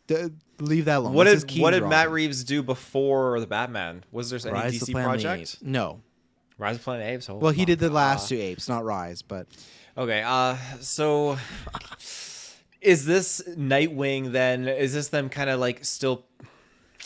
The whole concept of them doing Nightwing at that period of time back in the day, is this kind of them carrying that forward and kind of going at it, or are they just revisiting it, or are they just saying, okay, clean Holy slate, shit, that's the one, yes, and just starting new? That's what I think they are. They're keeping some of the stuff they liked, Wonder Woman, and look, Gordon's going to be the same. Gordon's going to be J.K. Simmons, but clearly people point those and they'll be like, well, look, my Batman's older than Jim Gordon. How can that be Batman? Oh my, like, first of all, look at J.K. Simmons' age. I'm sure he's not that much younger. So you're not telling me that so many comic books have Batman and Jim Gordon, like, you know, similar age, maybe 5 years, maybe 10 years.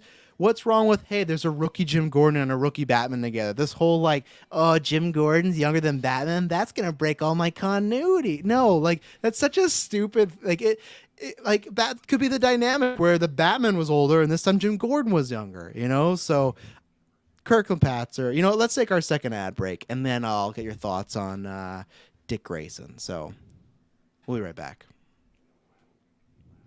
And we're back. So before you go, I want to shout out some comments here we've got going on right now. So let's see.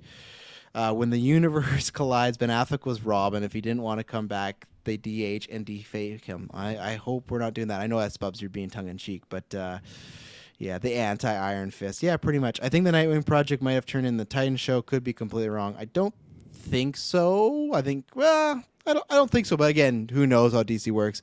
Taylor's from Ultimate Universe, where Reeves directed the Lego Batman movie. 100%. So, Kirklin, what were your thoughts when you saw this? And I was maybe, you know, saying, oh, look at what we could get. You know, there's a Robin here. If this Robin is alive, that could easily be a Nightwing-ish scenario in the future. Yeah, I always liked the character of Robin. The Batman Robin duo is just so iconic, and tie that with Keaton. That's so exciting. I'd love to just see Keaton on screen with like a a little sidekick with him, and I kind of hope they go the route of what you're pitching of like some flashbacks or something, just to see what they were like in their prime, and then carry that over into like present day of just like maybe, I don't know, some discourse that they had in their relationship, and it just like if you get hints of that in flashbacks, it just makes the scene so much better in the present day. So I am all for it. I got really excited actually just seeing that like set image. I think it was just like a wall or something. It was like a billboard type thing. Well, I think like it's brick wall, right? Yeah, I think it's gonna be like some person like painted it like as a tribute to Batman and Robin at some point. Yeah. Yeah, and I got so excited just seeing like the yellow emblem again. It's so like visually striking. It's, I don't know if that's the best way to describe it, but it's just like that yellow and gray and black. It's just it stands out so much for me. Yeah. I think that was the style Batman like Halloween costume I had as a kid, so it's just so awesome. I love Michael Keaton's Batman. Not my favorite, but I shouldn't have said that so negatively. It's one of my favorites. Yeah. There you go, yeah, so it's awesome, and I'm excited for it. I'm excited to see who they cast. Had a couple, I don't know, in mind maybe. And I don't think they'll cast anybody for this movie. I don't think they will. I think this is just the setup, and I think in the future, whether, I don't know what that is, whether it's Batgirl, because you could easily, I think you could do Batgirl 1, and that's a hit, and there's just mentions of a Dick Grayson or Robin. And I said on Twitter, I want this to be like Force Awakens, where that Force Awakens was the perfect amount of we found out a little about our original characters, but they still kept some stuff hidden. And that's what you can do with this, because Keaton, like, the last time we saw him was in 1992. I'm sure a lot of shit happened to that Batman from now until, what is that, literally 30 years later? And obviously, Robin, that would work, and obviously, people, if you don't know this, my newest daughter, Ellie, her middle name is Grayson, and that is because of Dick Grayson. I'm a big Batman sucker, but Dick Grayson is one of my favorite characters. I've always loved the dynamic between Bruce and Dick, of them together, them separate. And I think that's just like loads of potential if they had a falling out, and he is Nightwing somewhere. And that's why I think in the first one you kind of mention him, but in a sequel, it would be great for Barbara to meet him as a Nightwing and kind of express like why there was a breakaway or why him and Bruce aren't together and stuff like that, because also Dick and Barbara are a couple. They're one of my favorite comic book couples, and I think that that's where you could get a Nightwing, and if people like him, then you spin off, and like you're talking about, Kirklin, you can do this like scenes of tension and scenes why they broke up or stuff like that, and we would just get like little. It's like I said, when Star Wars drops those little nuggets of, oh, this happened, you want to dig into it, or just little things, or even No Way Home. Like, think about all the little things that were said from Toby, Andrew, Defoe, and we're like, oh man, like what does that mean? Like, just little stuff like Andrew being like, I didn't pull my punches anymore. And you as a viewer put so much backstory on what he said. That's what you can do with Keaton, but that's what you can do with him having a Robin. Again, I just hope that the Robin's not dead, because I think that would just cut off so much potential. I would be very disappointed if they just do this mural and they're like, yeah, and I lost him. It's like, oh, well, why? Like I just don't, that's my worry. Why scratch his face out? Yeah. Yeah, that's my worry with that, and that's my worry with Selena as well, that they're just going to say, oh, he's depressed because he lost all these people. So I really hope not, but what are the chances that Robin isn't Dick? Maybe they're going to get the Red Helmet Vigilantes universe. I think it's going to be Dick Grayson. I think it's almost like the Bruce Wayne thing where the audience just knows, hey, Dick Grayson is Robin still. I know people know those are the Robins, but you ask the mainstream people, it's Dick Grayson, and I want more of that. And I just think because of Barbara being, connected with Dick and they have a relationship, like I said, you can set that up in the future that she meets Dick through Batman, and that's how they start dating or become an item or something like that. Kirklin, you said, oh my God, you had some picks you said you wanted to shout out. Yeah. Scott Eastwood. None of them are Scott Eastwood. That was my number one. I was told I was not allowed to draft him, so I had to leave him alone. Dylan O'Brien. Okay, yeah, that'd be good. I don't know how much I like him as an actor, but I feel like he has the look at least. Shay says I look like him a little bit. Must be the nose. What do you guys think? Oh, you talking about Dylan O'Brien? Yeah. Yeah, you do, yeah. I thought you were saying that, and then you're going to set up someone else. Cause I look like Robin, don't I? Yeah. Yeah, there you go. Harry Styles, I feel like could be I don't know if I want a wild one. I don't know if I want that. Let's see what else I got here. I had another wild one. Maybe I'll hold my tongue.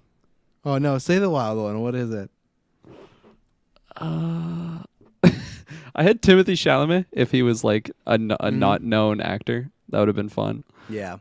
Plus, he might be too young because I think you'd have to have him older. But yeah. Oh man, yeah. No one knows who this is. He's already in the Green Lantern show. But Finn Wittrock, someone had that. That's a really good pick. That's an awesome pick right there. Well, Liam Hemsworth have his time to shine. Thank you. No, thank you, Liam. Oh man, lots of people have Finn Wittrock. Why did I not think about that? That's such a good fucking casting. Who is this? Finn Wittrock. You wouldn't know him. He's in American Horror Story. He's gonna be Guy Gardner coming up. So Harry Styles, Red Hood, not Styles. Your Styles choice not going over too well. But okay, here's the thing that I will defend Kirklin. You need a Harry Styles type, though, because Nightwing, Dick Grayson, is always boyishly good looking. He's always a character that always looks young for a long time. The same way, you know who the biggest fan cast was in the early 2000s? Was Penn Badgley when he was doing Gossip Girl. Oh, that is a good cast. Yeah. He's also older not now? Yeah, I think he's too old now. Like, imagine him with Leslie Grace's Batgirl. Like, hey, I used to be around. I would just see him as Joe. It would be so weird. Just Joe in the Robin outfit. Yeah. What's that box, Robin? Nothing. It's just my trophies. But like, no, like Penn Badgley back in the day, you see that fan cast all the time because you need that with the black curly kind of boy hair, and that's what you need. You need someone that does have that charm. Like Timothy Chalamet would work. I think like two things. He, like I said, he is younger, so I don't think they do it. And two, like you do need someone that they're gonna bulk up a little, and I'm sure Timothy could do it, but he's gonna have to really do it. There were so many people that want Zac Efron as McCase. No, because for me, I don't know. Could I be wrong about this? But I feel like there's a difference between boyishly like good looking to hot, and I feel like Zac Efron is like no, I think they can kind of be the same though, because Robin at time Nightwings, he comes off as like a GQ, like he very much is a ladies man. So but I just don't think Zac Efron would have been a good choice. I've not seen enough of him to be like, oh, that's who I want with Keaton is Zac Efron, you know. I feel like Timothy Chalamet would be a really good, like if they did like a Nightwing like only movie, you know, like he like it's like the Batman but the Nightwing, and then we have like this big actor Timothy Chalamet. That'd be really, really exciting. The other one I had in my mind, I feel like he fits the look. I'm not the biggest fan of his acting. Ansel Elgort, I feel like he could fit that role. Age. Was he the one Baby in Baby Driver? Yeah, that won't happen. He's gotten in a lot of trouble recently for some some maybe not questionable things he's done with younger females, so that's not gonna happen. Lady Shivas. Yeah, Lady Shivas. Yeah. Oh man, this is an old one, but someone had Armie Hammer. This got a bad choice on here. Finn Wittrock again. Taylor, who do you got? So I was thinking you could have. I mean, KJ Appa. No, not Sam Winchester. Oh no, he's too old now. He's the guy. What was his name?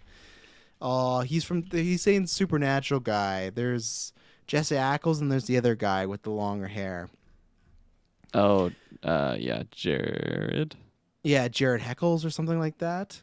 Jared Padalecki. Jared Heckles. Who the fuck? I'm thinking. Sam Winchester is a fictional character. Oh, okay, so that's the dude from the show, and then his actor's name is Jared Padalecki.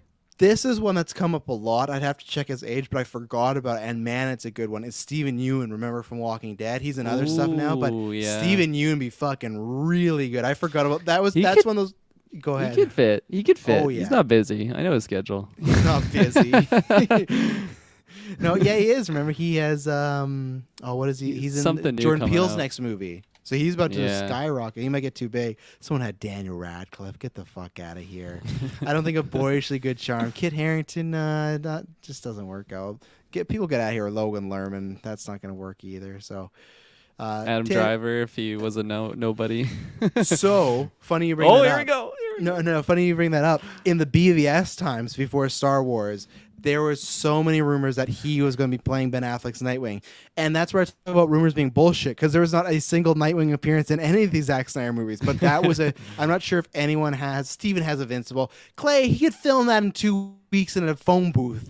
He goes there, he does his voice lines, and he gets out of there. He doesn't need to do Invincible. But like, yeah, Adam Driver as that was a big time rumor. But it's funny, I don't think it would work, because I think younger Adam Driver is not as attractive, but I think Adam Driver current, like if they were to do like the Logan style of Nightwing where he's the older Nightwing, now it would get those pictures of, okay, the pictures of him on the horse, that body type, maybe a little shorter, but that's Nightwing right there. That's Taylor, who do you have? I mean, I feel like Nicholas Hoult is not a bad possibility. Man, you remember why that would suck though, right? Why? Because remember when we were podcasting and the Batman for Matt Reeves came down to two people. It came down to Robert Pattinson. It came down to Nicholas Hoult. And I don't remember this. You don't? Oh, we No. cast about because this was back in the day where you were not on the Pattinson bandwagon. So yeah, Nicholas Hoult was the runner up. It was down to Pattinson and Hoult, and I'm so glad they went with Pattinson, guys. I'm just so happy. But yeah, you think he'd accept it? Like, you didn't get Robin, or you didn't get Batman, so you can be Robin. He's not Robert's boy wonder. He's Keaton's boy wonder. So there's that. That's how they pitch it to him. You're gonna play like a 10-year-old to Robert. Oh my god! I also had Taron Egerton.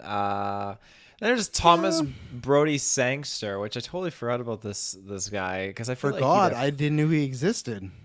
Remember, the kid from Love Actually, who's like so much older, Liam Neeson's stepson, guy from The Maze Runner. I'm gonna pass. On Tom Felton. I want to see him back into the Draco? big screen. Oh yeah, like he looks. he does.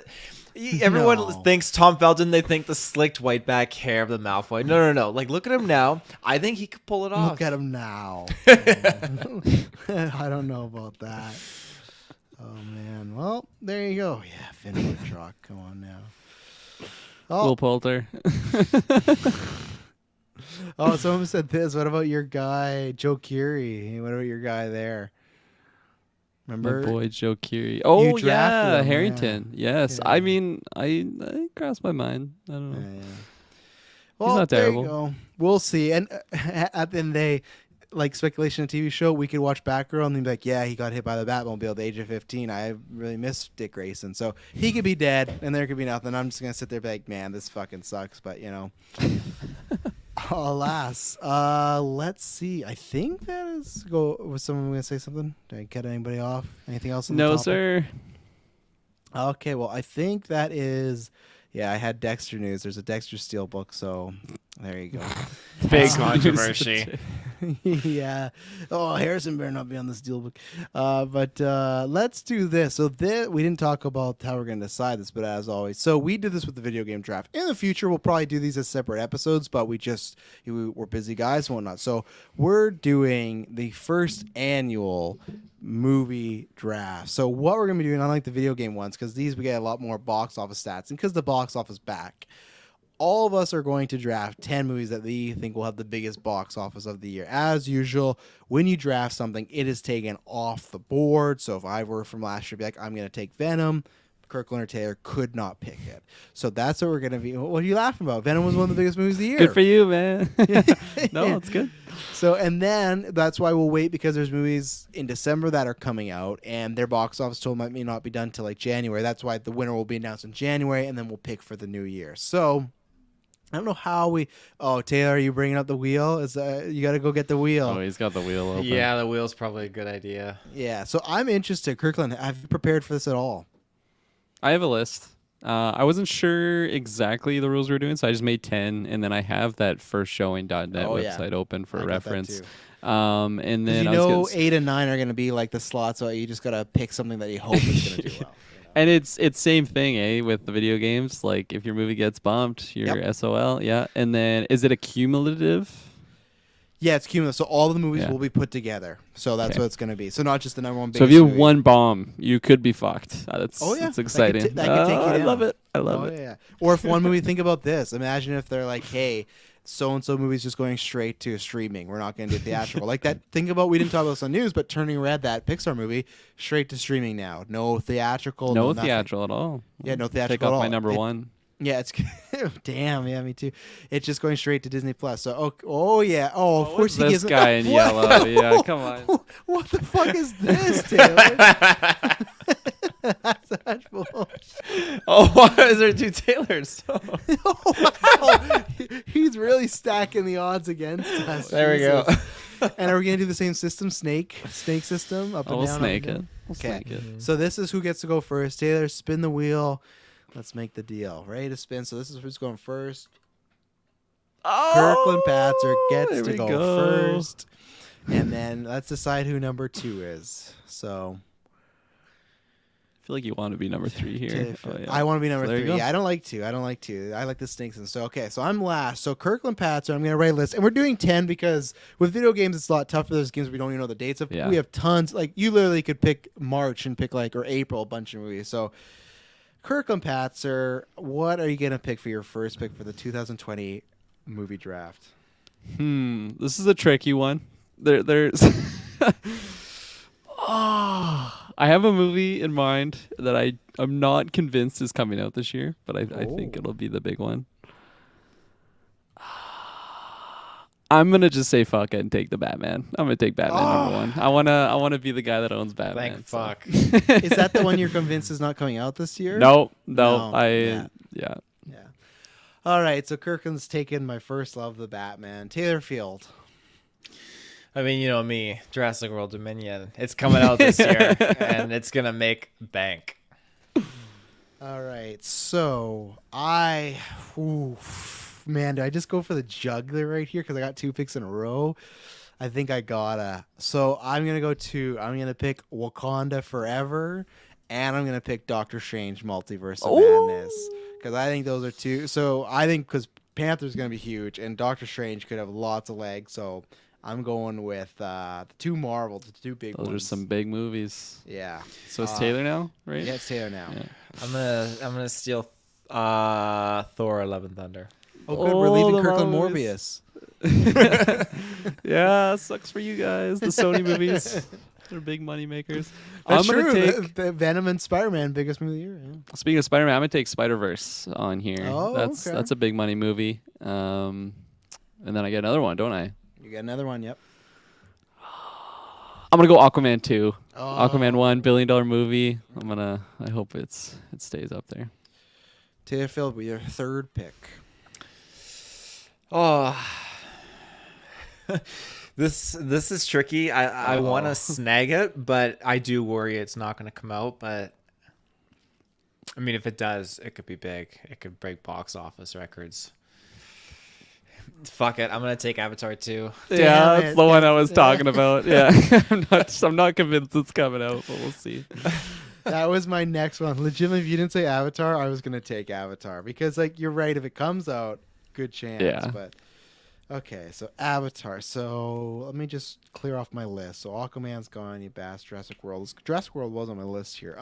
Yeah, same. Oh man, now my whole top echelon is just gone here. Still not convinced it's a real movie, to be honest, says S Bubs, and that could be true. They could release these all they've released is photos of them swimming in a pool. That means shit all, you know. Ooh, okay. Because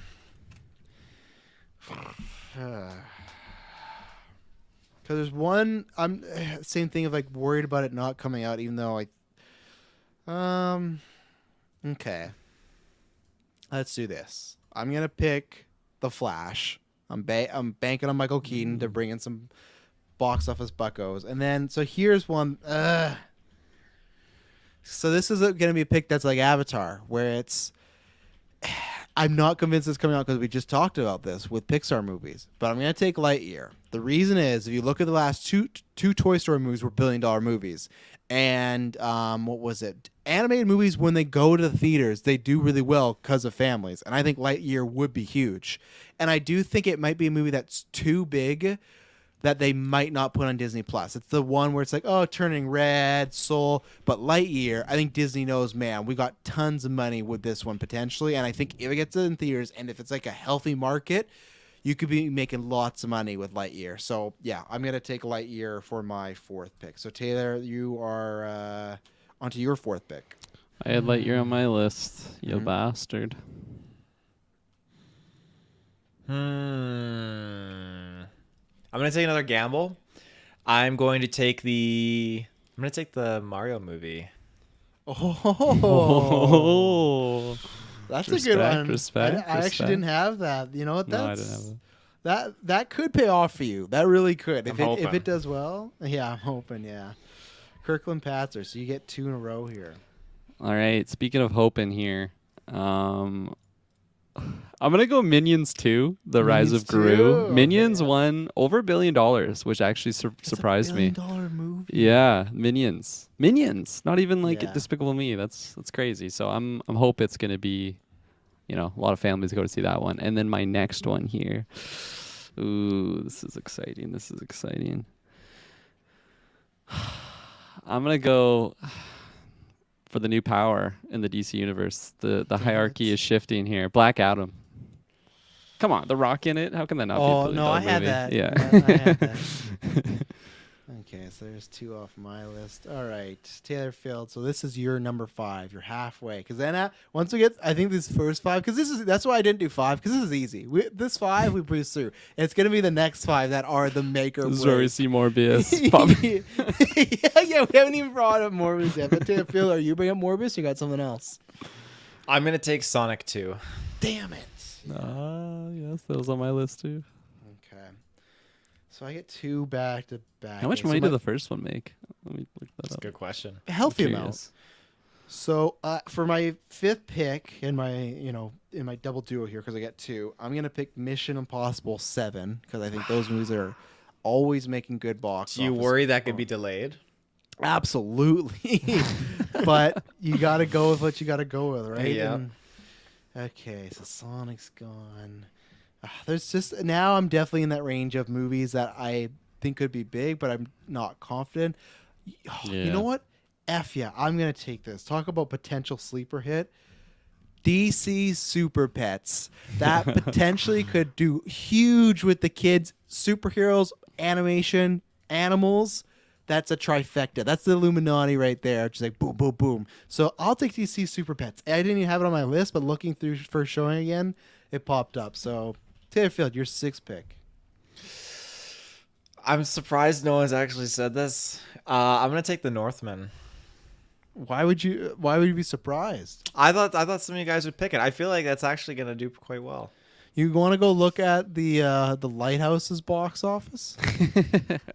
Let's take a look. They paid for Willem Dafoe's salary. That's it. So Kirklin, you get 2 back to back. And Taylor, when you get the box office, let me know what that was. You know, it's definitely not the worst I've ever seen in my life. Well, maybe it is. What was it? It grows 10.9 million in the U.S. 10.9. Worldwide, it made 18.3 million. Oh no. But this is not that. This has got medieval Vikings, great cast. This could break box office. All right, you could break box office. Kirkland All Patzer. right. Alrighty. I'm gonna take. Does it come out this year? It's listed for November, so that's not quite right at the end of the year. I'm gonna go with Canterbury Glass. That's the stacked cast with you got Margot in there, Christian Bale. I'm hoping the cast just gets people in the theater for that one. And then my follow up. Oh, gosh, this is the tricky side of the list. Oh, I don't know. I don't know what to do. I'm gonna go. No, let's go for a family movie. Let's bank on the family movies here. I'm gonna go. Oh, where was it? You were thinking of that ambulance Bear with movie, me. weren't you? Puss in Boots, Last Wish. Throw it on there. I'm hoping Puss gets the families in in the theaters. Whether it's 2 or 3, I'm not sure because someone had said there was a VOD that came out or something like that. So, Puss in Boots, The Last Wish, September The Last 23rd. Wish. There you go. All right, Taylor Field. Following up the Northman pick. I think I'm just gonna say this just to guilty pleasures get it into my roster. I'm gonna take Prey. I think Predator movie in the summer under Disney. I think a lot of people are gonna be very intrigued by this, and it's gonna do well. Do I be an asshole? Forgot and about just let him this. have it. What do you mean? Prey's going straight to Hulu. Remember, it's not going to the theaters. Is it not having theatrical and Hulu? No. But it's still a movie, Honorable- right? honorable Was this move. only theatrical releases? Well, it's based on box office, so I don't know how. Oh right. You gotta love that. You gotta love that he picked the Shit. Northmen. And then after that he picked he picked Straight to streaming. yeah. It's my new tactic. He's gonna start picking movies that don't even exist. Straight to DVD. Surprised you guys haven't taken this one. Clowns in My Shoe 2022.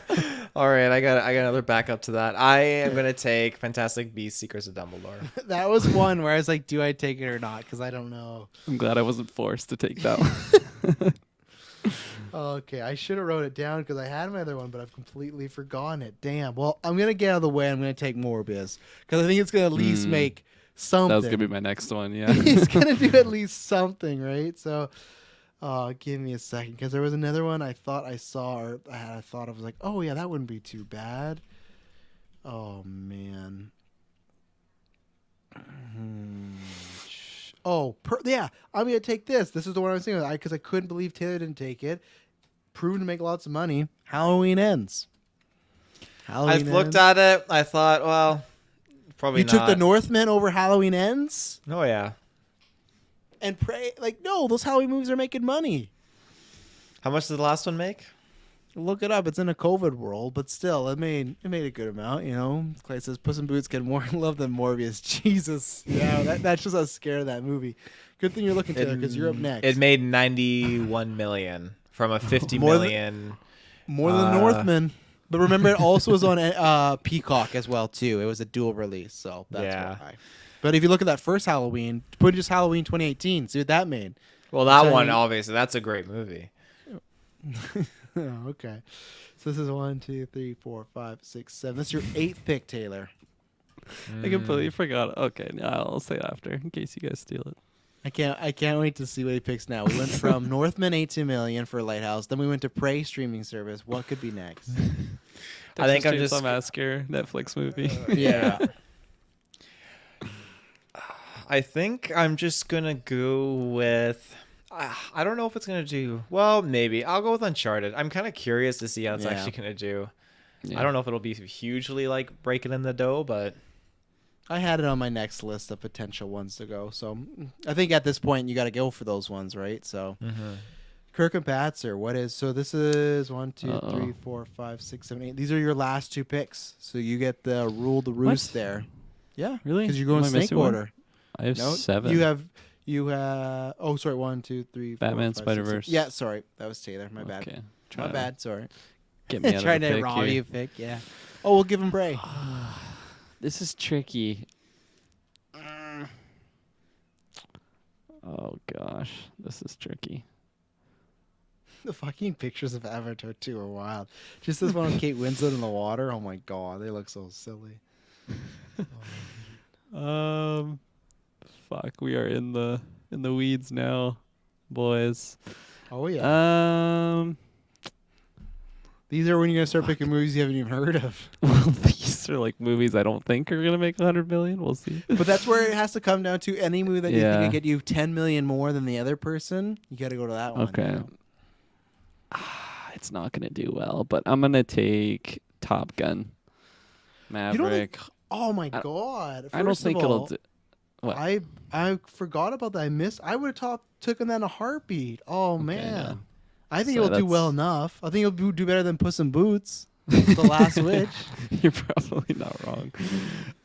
Okay, so yeah, we got Top Gun there. Just quickly glance, make sure I'm not missing anything. Okay, I'm gonna take a risk here and go with a horror movie. I'm gonna take The Black Mask. Is that what it's called? Black Phone? Black Phone, yes, thank you. I know it's a horror movie, so limited audience, but I think it's getting a lot of word of mouth, at least in my social circle. So I'm hoping those people go fucking see the movie and get those numbers up. Surprised that didn't get picked up. Yeah, I was surprised about that too. I completely forgot about Top Gun. I got Mission Impossible. I'm like, oh, I'm set with Tom Cruise. But I thought he was talking about Puss in Boots.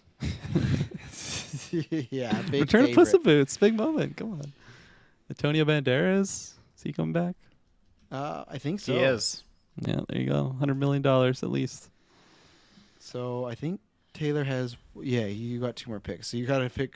You gotta pick one more, then more after. Got 2 more picks. I'm just gonna take it. I'm taking Morbius. I already took it. So you can't. Oh, you took Morbius? You actually took Morbius already? It's like he's doing me a favor. All I'm gonna take Morbius. Oh no! So now he's went from pick the Northman to a stream movie to a movie that is on other people's lists now. Wow! I gotta reach out. I did Looking take for a Morbius, handout. Okay, where's my backup for the backup? Backup for the backup. Huh? Well, let's see what we got. I can't wait to see what he pulls out of his ass here. We're running on thin ice here, boys.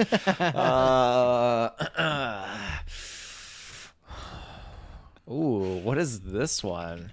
Oh, I remember this. Oh shit. Oh, maybe I don't remember this. Okay, no, not that one. You know what? I'm gonna take. I'm gonna take Turning Red. Can we just talk about? What? What's wrong with this one? It's not only streaming. I know it's going into theaters, and I'm pretty sure none of you guys took it. Did one of you guys take it? Fuck. Who took it? Who the fuck took it? Oh my god. This is why you need to listen to us when we talk a little bit more. I was saying as we were talking about this draft that you got to be careful what you pick because movies like Turning Red could be moved to streaming like it was last No, week. it's streaming and theatrical, is it not? No, it's just Disney Plus. We talked about this right now, like today. Within the last we hour. just talked about it. Well, it went over my fucking head. Oh my gosh. I'm not in the tabloids. He's on the tabloids. It's just movie news. Okay, fine. No streaming only movies. I learned that with Prey. You can pick Turning Red if you No, want. I learned that with Prey. Can't do it. Did you learn it with Prey? I don't think so. You just tried to pick Turning Red again. I did not know I did not hold all the cards for that. No. Okay, is Death on the Nile safe? I don't know if it's safe. Well,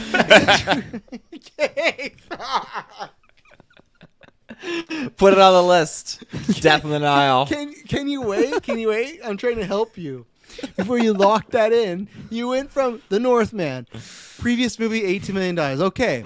Prey, streaming movie, and then Turning Red, moved to theatrical. Then you pick the movie that is with the man being accused of cannibalism, and they have no idea what to do with it, and Arnie Hammer, and you want to have that on your list. That could easily get booted to streaming, but if you want to keep it, Oh shit, the cannibalism. Fuck. yeah, Arnie Hammer. You Forgot remember all about that stuff that. you got into? Oh.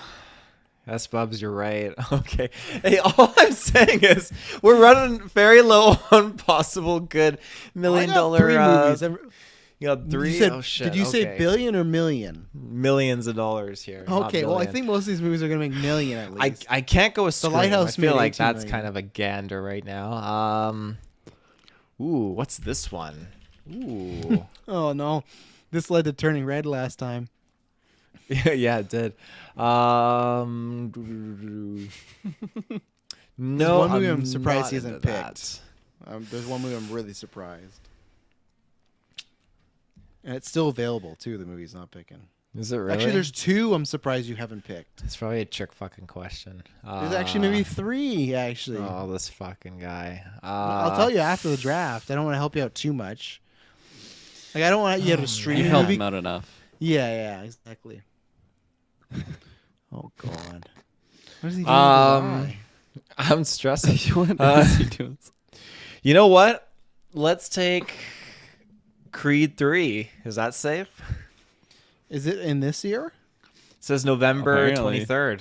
All right. I think it's safe. I don't think it's going to streaming at all. So there you go. Will it And come out, Taylor, get rid. Well, that's true. My next pick is Guardians of the Galaxy, the holiday special that is coming out next year. So Taylor, you got to get on the hot foot because I got my two quicks. And I'm gonna hit them fast and furious. So I already have them ready to go. I'm picking Nope from Jordan Peele because you look at his movies, they've been financially successful, so I think that's going to do well. And I don't know why, out of the movies that Taylor wrote off, he just deliberately said, Scream. I don't think so. I'm going to pick Scream. I know we're in the middle of like things going on right now, the pandemic, but like it's tracking for a $30 to $40 million opening weekend. That's like 10 million less than Dune. That's better than Suicide Squad. Like Scream's like Dune, not too bad. Now that Morbius got delayed, it's gonna be like the only really big movie out for a while. So yeah, I'm taking Scream. I'm excited. Check out my review. It's gonna be dropping this week. I'm gonna be seeing it late night on Thursday. But yeah, I'm going with Scream. So that's my list. I'll read off the 10 after. But Taylor Field, this is your final pick. The final pick. Fuck. Jesus Christ. Oh my God, man! And Kirklin has to go after me. Yeah, that's right. Kirklin, do you have your picks? I do. Like, what the fuck? I have a single pick. There's 'Cause I only three have one movies I'm more. surprised you've not picked for Taylor Field. I don't even want to say the one I have in mind. I'm not taking it. It's just, it's a funny one. Yeah, you just don't want to help him out because we want to see how No, much he stresses exactly. about this. You'll take it if I say it, I'm sure. And then watch that be like $1 billion movie. Yeah, biggest movie of the year. Oh, there's a picture of the fucking Devil's Light. Oh man, they're pulling like a wire out of someone's eyeball, and then the retina skin is like coming off the eyeball. Oh, Nice. not good. Oh, he took the Not my Batman kind of from me. movie. Robert Pattinson's looking so good there. All right, Taylor. Time is now. This is like really, really difficult. There's 4 you could pick. I found another good one. There's 5. There's I still don't some know contenders. what here. movies you're talking about. Oh, I'll easily tell you. 6 even. 6. He's just playing mind games with me. I'm not. I will list them off, and I feel like they'd be better than Prey. I could create a whole other Okay. list with the movies that are here. I got 2, Well, but you now get one. I gotta pick between 1. Oh Is man! one of them Death on the Nile? Because you can just take that off right now. yeah, lock it in. No. He's so confident in all these ones. Double Turn down on red. the cannibal. I have 3. I know one is probably not going to do very well. I have one that I would like to think is going to do well, and I have another one that is skeptically able to do well.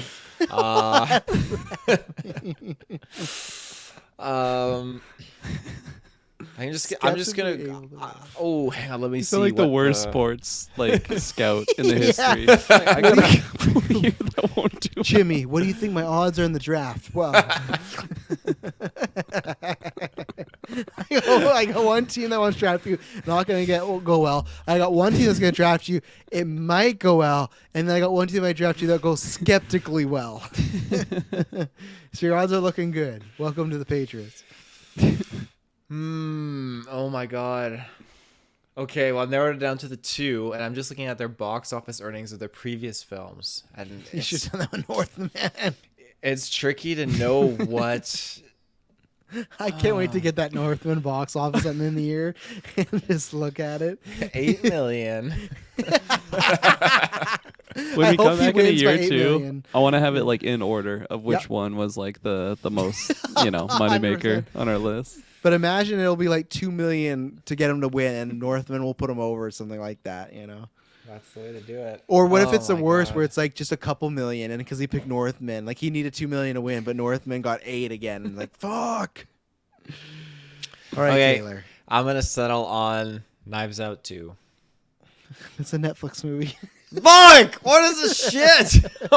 Okay, fine. Jackass Forever. Fuck. Okay, There you go. Yeah, Yeah, that's let's what see I was for that surprised one. you didn't pick. He was so confident. Knives Out too. That's so good.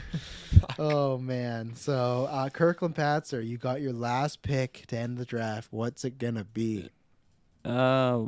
Yes, I had it. Now I lost it. Skeptically confident.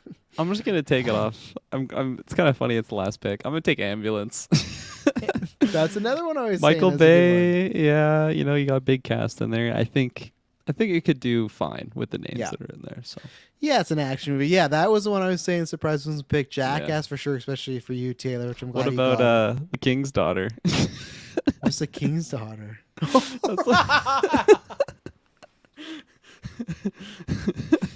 Dude, you remember that one? I don't remember. Pierce this one. Brosnan and his awesome wig. It's Oh, definitely not a wig. I do The remember daughter that of one. the. It's with Kaya Sholo or whatever That's her name right. is. Yeah. Yeah. With that wig. Fuck, we gotta watch that movie. I can't wait. Taylor, I was surprised you didn't pick The Unbearable Weight of Massive Talent. The Nick I was- Cage. I pick. was eyeballing it, but I don't know if that's gonna actually like be a big box office earner. I was looking at like Pinocchio, Northman. thinking like, well, Northman, maybe though. Pinocchio. I was The surprised bat- no one said Operation Fortune. I don't know what the fuck that is. So that's Remember, why I it's was with Jason Statham and why can't I remember her name, from the mum from the redone Child's Play. She's in Parks and Rec. I remember, Audrey yeah, I would Plaza. pick- Yeah. Yeah, I wouldn't pick it because Guy Ritchie's movies never do the greatest. There's this other kids movie I was thinking about picking called The Bad Guys. It's another animal. Yeah, that DreamWorks could do. animation one. And then there was another one, Lost City, that Brad Pitt, Sandra Bullock, Channing Tatum one that could do. It's like it could do some good like rom-com sort of numbers and stuff like that. So again, these are the movies that are just like you need the Checkles to win. And the last one was Moonfall, the one with the moon exploding and falling. I thought someone was going to take in those last bit rounds, but What, you didn't want it? I'll pass on that one, Jim. I luckily got Scream that you passed on, so I was happy to take. Well, Scream you over just said Moonfall. you haven't been finding like ticket sales and all this stuff. I'm like, wow, this movie is Got even my coming tickets out. today. Like, That's true. It was earlier, but the movie is on Thursday, and I messaged Grant. I'm like, "Are you gonna be selling tickets?" And they're like, "Yeah, on Wednesday." I'm like, "Whoa, that's fucking weird. Like, you're selling tickets the day before the movie comes out," but they lied. They came out today, and I bought them. So, just got back. Why Taylor hasn't anyone did picked- take. He did. That was his last pick. So, Guy Ritchie is like a parody movie. I think the genre is dead. Yeah, kind of. So here are the picks for everybody. This is from number 1 to 10, and then next year I'll put them in order of most profitable to least profitable. Kirklin Patzer, The Batman, Spider-Verse, Into Across the Verse, Part 1, Aquaman 2, The Lost Kingdom, Minions 2, The Rise of Gru, Black Adam, Canterbury Glass, Puss in Boots, The Last Witch, Top Gun, which is that's Laugh on that's, Puss. I have to laugh on Puss. Top Gun, that's an underrated pick. I'm mad about that one. The Black Phone, Michael Bay's Ambulance. Taylor picked Jurassic World, which, you know, yeah, he did it because he's Jurassic World guy, but that's a good pick. Those movies make tons of money. So, Avatar, yeah, you got some Avatar and Jurassic World back to back. Good. I'm going for the. I'm going He's for the got the W. Northman. They're gonna cover the Northman for you. All the Northman money he doesn't make, Avatar's gonna cover that for you. Thor, Love and Thunder, Mario, Sonic 2, The Northman, Fantastic Beasts and the Secrets of Dumbledore, Uncharted, Creed 3, and Jackass Forever. And then I feel like winners, there's 2 movies of Taylor's list that are just not going to come out. Which ones? Avatar, Creed 3. I feel like that one's just not going to come out, but you know, I could be wrong. And then here's the winners list: Black Panther, Wakanda Forever, Doctor Strange, Multiverse of Madness, Flash, Lightyear, Mission Impossible 7. Look at that. Look at that. DC Super Pets, Morbius, Halloween Ends, Nope, and Scream. So, yeah, we will see. It's a healthy list. It's a good list. Yeah. I should have took an ad I've break. at at some least point, but I didn't. I've at least heard of those movies. I did. I'm going to add the ad break in later. Well, we've come to the end. Taylor Field, you're actually not, you're going to owe me. You're going to edit the podcast otherwise because you're not going to be here for our Witcher part. So there's no point if you can go to bed or do something and then I'll edit it. So just so you know. Sexy. Okay. Anyways, let's take our ad break. Taylor, you want to say anything to the fans? We will be back for Boba later in the week. We'll be back. You're going to watch Eternals for the first time this week. How are you feeling going to Eternals? What do you actually think? What is your prediction score going to this? And then we'll talk about it on the Wednesday late night because we're going to be doing our MCU Golden Geeks likely. If some massive news drops, then we probably won't. We might punt it. But if it all goes to plan, what we're going to be doing is Golden Geeks for MCU. What my plan is, though, is because like with MCU, you know, there's only like 5 or 6, 7 projects to go out. We're going to use the format we used last year for Golden Geeks. So instead of 5, we're going to make it hard and we're going to make it 3. So for Golden Geeks overall, we'll go back to 5 for each category. But like what we're going to do is like for best overall project, that could be TV show or movie, and we can only decide on 3. Because 5, that'd be pretty easy. We could figure out 3. That's when it's get to the nitty gritty. We're going to also have the best debuts in the MCU this year, best best costume. So it's gonna be really fun. It's been something that we've wanted to do before. Last year didn't happen. So what are your predictions, your score going into the next week? Oh man, prediction wise, it's hard because I feel like I would predict it to be kind of low based on just the negative implications that I've detected from you guys. It's putting it nicely. I would say it's. I would say I feel like, generally speaking, I tend to like things you guys don't like, so it could be like a 7 to an 8, and that's me kind of being optimistic going in. It being super long is pretty wild, but yeah, I'm kind of curious to see, okay, like how is the storyline gonna just fit into the MCU? Are they gonna explain all this kind of stuff? I'm excited to see certain kind of characters and everything, and just see where the movie ends. My biggest con will be how I can connect with the characters, and I imagine it's not gonna be easy, but it's a tribulation I'm ready to face. Here comes his favorite MCU movie. So yeah, next time you hear from Taylor on Newscast, you'll have seen Eternals, and we'll talk about it. Taylor, Phil, you have a good night, and we will see you for Boba Fett tomorrow. Bye-bye. And Kirklin, Patzer, and I are going to take an ad break, and then we're going to talk a little bit, which are not anything crazy long, just some thoughts and what we think about Season 3 and everything like that. So we'll be right back. And we're back. I know it said Season 3, but that's just, I mean, like the future. I know we're not reviewing Season 3. Calm down, comment section. But yeah, so if you're not seeing The Witcher, if you're listening to the full episode, jump out. If you're in the live chat, jump out. If you don't care, then fine. Like I said, we're not going to go in-depth or anything like that. We meant to review it at some point, but it came at the worst time, right before Christmas and the same day as Spider-Man. Yeah. That was a tough break. But I caught up to it. Kirkland caught up to it. Obviously, we were both fans of Season 1. We talked about the trailers on Newscast. What did you think of Season 2 overall? Yeah, I felt like it was a season that it took me like an episode or two to like really get into it, but once I got into it, Shay and I just powered through it in like maybe 2 or 3 days, and I got really into the story again. I something that really sold me, I think, from Season 1 is actually the characters. I'm coming from one who I've listened to like the first collection of the short stories, which basically what Season 1 was. So I wasn't too unfamiliar with the story, but I had my own like set opinions on my look of the characters, or maybe like the version of the characters that were portrayed, whether it was from Witcher 3 or just from like listening to the audiobook. Yeah. So I think a little bit of Season 1 was me like being sold on the characters, other than Geralt, because Henry Cavill's just a perfect Geralt. He's just playing the video game character. He's perfect. Yeah. So that was an easy sell. But like the character of Yennefer, I was initially like, okay, this isn't the character I'm used to seeing.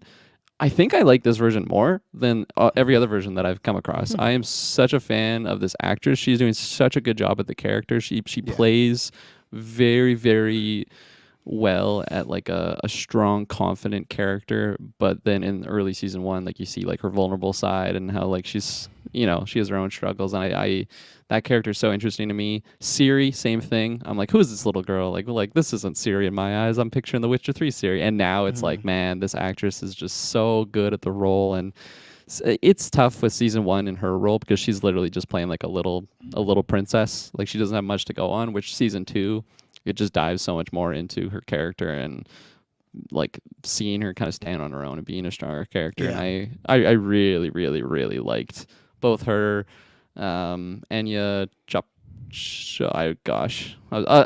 totally was attempting. Yeah, I was attempting her actual name. But she's phenomenal. Like Jess Gear, like all the supporting characters are awesome. And I think like by the time I got to episode 2, because I didn't watch Season 1 beforehand. I wanted to, but you know, life. Yeah, me too. Yeah, we life's busy. On it. Yeah. So it wasn't too familiar, but as we got going again, I'm like, oh yeah, I remember me loving this world, and I'm excited to be back. And it's unfortunate I have to wait so long for the next season, but I'm pumped. I'm pumped going forward. You know, they hinted at a lot of badass things that are coming. In.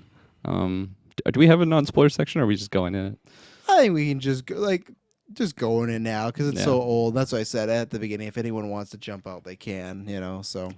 Yeah, so just like the hint at like the Wild Hunt coming, like that's just such like an impending doom and very, very exciting. And yeah, all that stuff was awesome, and the monsters look great. The fighting was awesome. The soundtrack is fucking phenomenal. I actually like listened to like the Witcher 3 soundtrack, and I think they did a good job at making it similar to that, but also fresh. Fresh Karen enough they Morin, can't get sued.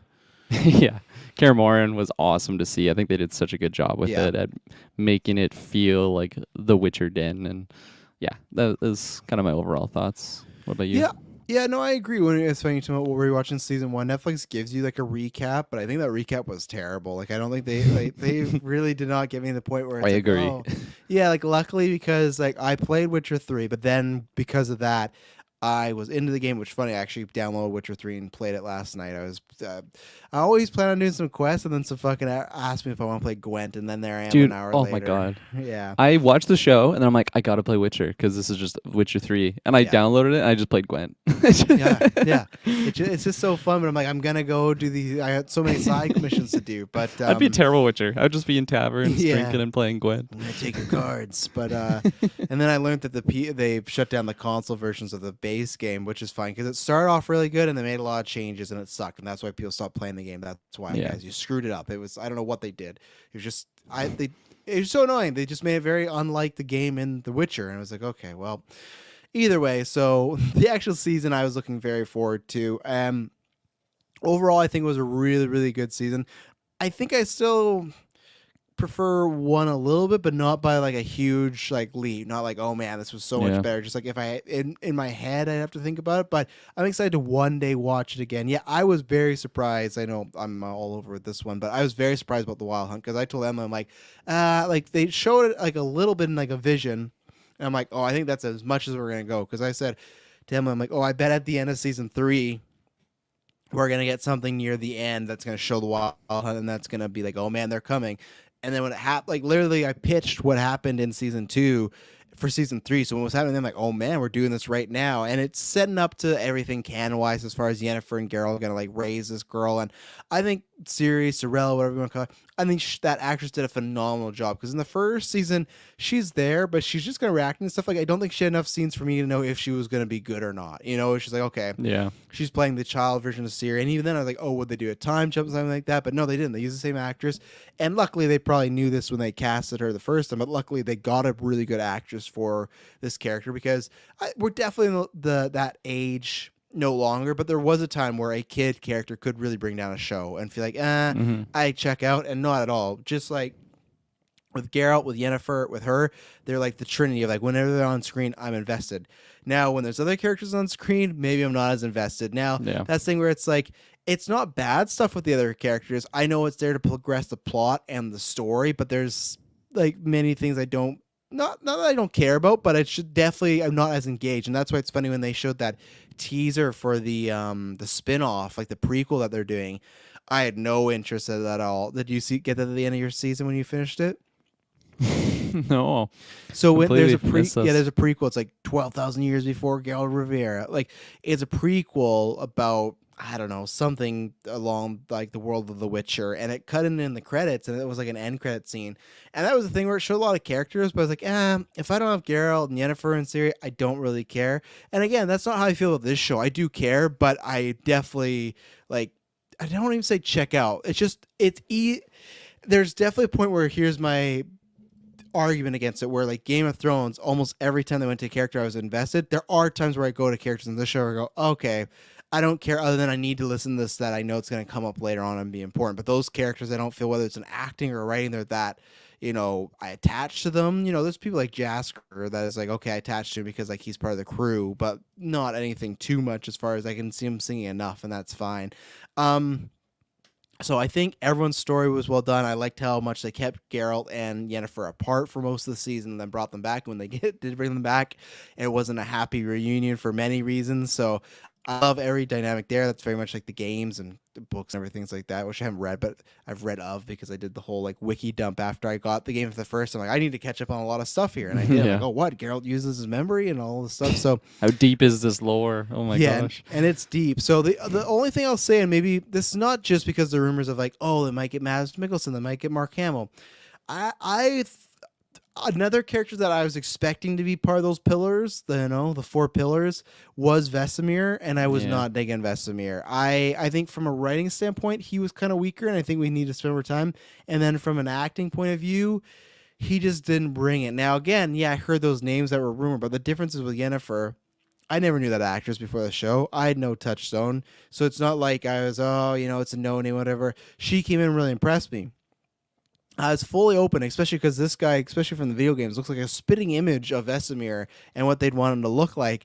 Mm-hmm. I think we needed a bit more time with him and Geralt. I think especially near the back half, like the stuff with Ciri, that finale, I felt like every second he was changing ideas. He's like, I'm going to kill her. No, I'm not going to. I'm going to kill her. I'm not going to kill her. And I thought with Vesemir, they kind of dropped the ball in both ways as far as writing, and I think they could have found a better actor. And I feel like this is one of those that they went and like, we got to find someone, the way we talked about with Yennefer and even Triss, it's like, oh, we got to find someone that looks exactly like Vesemir, and I think they did that, and I think that was maybe not the right choice, because I wouldn't call him bad, but I would say lower tier than our other main characters, which I don't think you should do with Vesemir. I didn't feel that Vesemir Geralt connection like I was wanting, No, I agree. I agree wholeheartedly with everything you said on Vesemir. I was excited to see him, and I think when he had limited lines, it was like, okay, this is Vesemir. This works, like being like the captain sort of Kaer Morhen, and like just being the unspoken leader of the crew, and just the guy that's kind of always there, like the old fart that's just like always get on people. The stalwart, Yeah, no, exactly. And I think there was just, like you were mentioning the finale, and it was like, do I kill Ciri? Do I not? Okay, I'm not gonna kill Ciri. And then Geralt like stops him. He's like, oh, I was wrong. I'm a good guy now. It was just, it felt like very like side character-y, which is not what I want from Vesemir. No. I know Vesemir is a side character, but I think he's more of a supporting character than just being like a very bland side character, which he felt like in this. Even when that whole blood thing, I didn't buy that. There's just this big connection, and he's not even going to talk to Geralt. Like, no, not at all. He just does the experiment. Yeah, he's gone for a day, and Vesemir has this whole plan with. They're like, oh yeah, your blood does this. We could create witchers. Yeah, let's just You're the next witcher. Yeah, yeah. Why not be like, okay, you gave me your opinion. Let's talk about tomorrow. Let's talk about Geralt and see where it. That's where it felt. And again, that's where it is tough where you bring your own feelings into it. But even the character that's supposed to have this deep, like history with Geralt, like a very father-son relationship, he felt shady right away. But the problem was he didn't continue to be shady throughout the rest of the season. It's just like he did this one shady thing, and then they broke off, and then he, in the finale, like I said, goes back and forth between. But it's not even that he's being shady. It's just he's trying to figure out, like, oh, should I kill her? But I just wish that, like, literally in scenes he'd be attacking her, and then it felt like he was, like, helping block. I don't know. He didn't feel the most intelligent of the Witchers, which sucks because Vesemir to me is supposed to be very, very intelligent. He's supposed to be very knowledgeable, and he did not feel like that. He did not feel like Geralt's superior at all. No, and I think you hit the nail right in the head of how he should be this just like book of knowledge. Like he just knows everything, and he's very like stoic to a sense, and like really reserved. Like he wouldn't just let his emotions like get to him and like just make a impulse decision, which I felt like he was making here. And yeah, it made him feel dumb, which is never what you want to do with the character of Vesemir. And that's why I think maybe they just try to do a little bit too much with his character. They're like, hey, we have Vesemir here. Let's have him like make some big decisions in the season. You don't have to do that. You can just have him at Kaer Morhen and just dropping, like basically what he does in the game. And I'm pulling from Witcher 3 here, but like I feel like he's there with you. He's like I'm specifically talking about like the beginning of the game when you're with him, and he just like drops information on you, and then maybe if you have a question or not even have a question, he just helps answer questions when you're like investigating things, because he's just so knowledgeable. And I think they went a different route with him here, and I don't think it was the best decision. He looked great, you mentioned that, but that's not enough for me to like the character. He just felt like one of the other Witchers, which the other Witchers aren't bad. It's just I'm not like expecting to see these Witchers back for like future of the show. Like I'm not like, oh, I can't wait to see whoever, like S whatever, I forget their names, but like this character. Oh, there was like it wasn't Exegol, but it was that Starts something with like E. that. Yeah. Yeah, they got turned in the tree, which was great. That whole Yeah. everything from Geralt being mad that they brought all the prostitutes in, and then he turned in the tree, and that was a fun fight. That was very video gamey of like, oh no, only fire does it. And he's trying his stuff out, and then a new monster appears out of that. The fire doesn't work, and yeah, monsters. All designs are good. There's sometimes where CGI is a little like okay, clearly nothing's there, but. Yeah. I think that you got your right amount of like story and intrigue and like some horror vibes because if you play The Witcher, you know that anytime there's a witch in the woods, you do not talk to them, you don't make a deal with them. So anybody that made the deal, foolish. I like, and I think they did it well enough. I think I'd want more of it, but I think it didn't overstay its welcome. I liked all the things they did with the elves, and it's such a fun like correlation between you and I are big Lord of the Rings guys. And it's like the elves are just so revered there, and they're looked at these almost like godlike figures, and then here they're just looked at dirt, and they're looked at like mutants of like, no, we gotta take you out. And they like that's what I respect this show, and that's where it feels like Game of Thrones, that vibes where they go for the juggler. And the fact that they killed that baby off, and then what does that elf queen do to respond? She goes to the village, like curses all these babies, and then kills them all. And man, like it's horrifying, but the way they did it was so good. As far as like she's cursing these kids, they're all crying, and then she walks through the village, and then when she like throws her hands down, it's just silence, and then you just hear like screams of women throughout the village. Man, that was brutal. Man, like that's a scene that anytime I think about The Witcher and I think about my favorite moments, I know it's more, but I just like I'm gonna think of that because that was like a. Oh, like this, because I was like, what is she doing? Like, oh, like in my mind, like, oh, she's gonna kill him. Like, are they actually gonna have her kill like all these children? Because like the second you do that, and I know that's the point. That's why I think 3 could end up being the best season because this felt like. I don't think that it didn't mean like this, but this season definitely had some portions of a setup season in the best way. Like they did it right. It didn't feel like a setup season where we're holding back because we got lots of character development with Geralt, and I think Ciri is the most when we got the most development with, which I think was needed because she's, she was around last year, but again, she was more just kind of there as something, where now she's an actual living, breathing, evolving person. But this is, I love that talking about again, Lord of the Rings. This is much the way it is in the games. And just Ciri overall, she is like the ring in the Witcher world, and that's where I love that it's set up at the finale. It's like everybody. It was like the end of the Hawkeye Matt Fraction one, where everyone just is after Ciri, but for a different reason. Someone wants to marry her. Someone wants to kill her because she's too dangerous. Someone wants her power to recreate the Richer. Someone wants this. Like Wild Hunt. Why do they want her? I don't know. They're just a bunch of like. And I was happy we saw them because I know the show does lots of CGI stuff, but I was like, man, are they going to make them very like toned down? I was worried. Yeah, because they are like they all look like Sauron and stuff like that, and they they didn't have them all glowy and everything, but they looked good. But I loved that it really established the stakes of all these different continents are at war, and a bunch of different people want Ciri for whatever reason, and it just left me like, man, I cannot wait for next year. And I think they're already filming. They're filming the next 3 or so months, so I don't think we'll get as long as a break as this one, where it was the 2 years. I'm hoping not. So.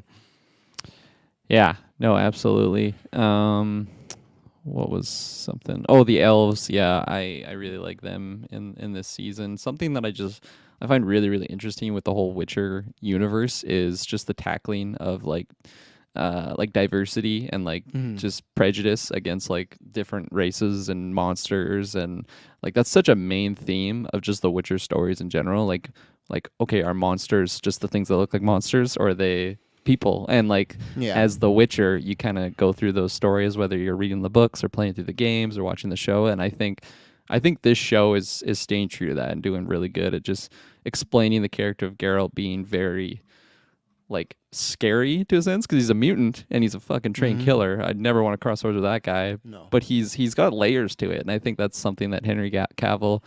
It shows that he has passion for the character and the story. Yes. He doesn't play one note, which is great. No, yeah, and he's a perfect person to be leading this series. I think if you have someone that is just there because he looks like a good Geralt, but he's not passionate about it, I think that's where you could see the show not be as successful. Yeah. But I mean, because I was just so hyped on this, I was like watching interviews and everything, and like all the co-stars say like other than like the person that wrote these stories, like Henry Cavill is the one that's like explaining all these concepts to like the other coworkers or what the hell are they called? Actresses and actresses. There you go. Yeah.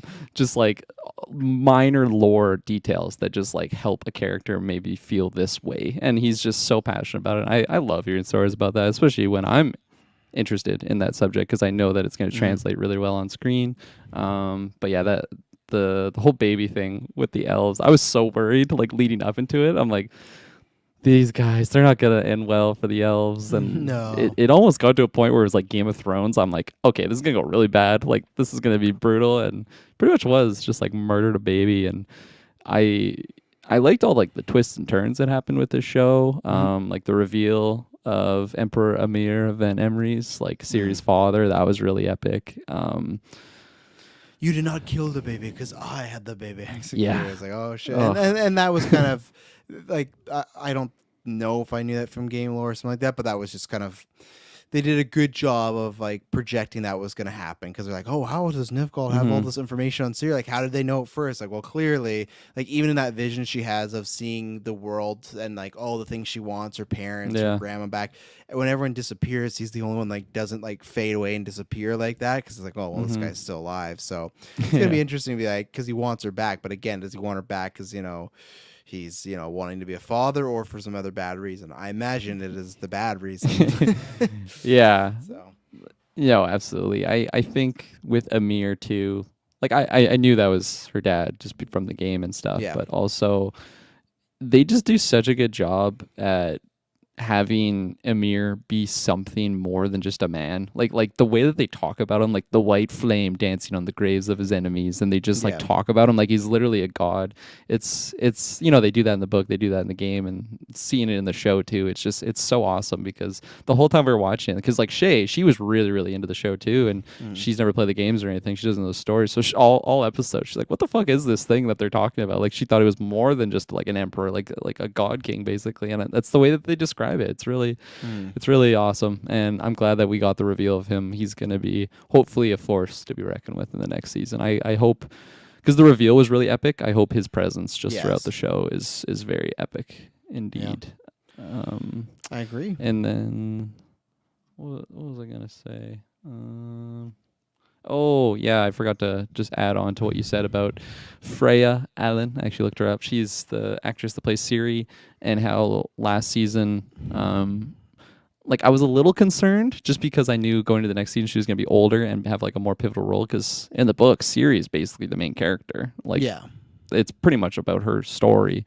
And I think she just delivered so well, and it's crazy to see, like, the growth that she's had, not only as a woman, but also just like acting wise and just like confidence. Like, you can just, it seems like two different people, which is a good thing. And what else did I have to say? Triss was really good. Oh, sorry. I was going to bring up Triss. Yeah, no, I like her. I'm wondering if we are ever going to get down the like love triangle route and whatnot, because Geralt they were scratching at it. Yeah, Geralt but he shut that down really fast. He's like, I know what you're looking for. I don't want like it. So still tied up with Yennefer, but I'm not sure. Yennefer and him are going to be traveling, so that's definitely going to set up some situations. But I was surprised they didn't go that route, because she was dead and everything. And I'm glad, because that was one of my complaints last in the first season, that they really didn't like. I thought they used Triss enough, but they could have used her more. That's definitely me bringing in baggage from my previous knowledge of what character she can be.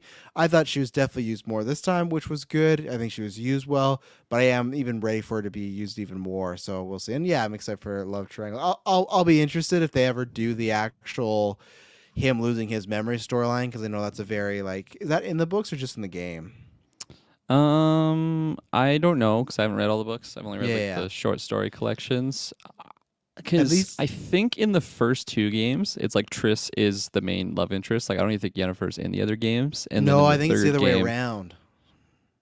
Are you sure? Because what I remember is Yennefer, I think it's like Yennefer's in the first game, and then Triss is in the second, and then Yennefer kind of comes back in third, because the whole, like, maybe,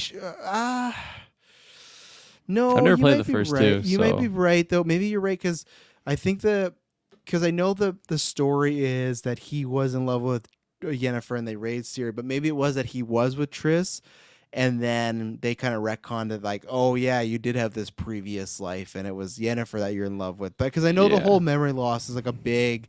When I was looking into the lore back in the day, it was like a big controversial. Like, I don't know if we like this and stuff. So yeah, I'll have to look just into to it like and get see. a plot.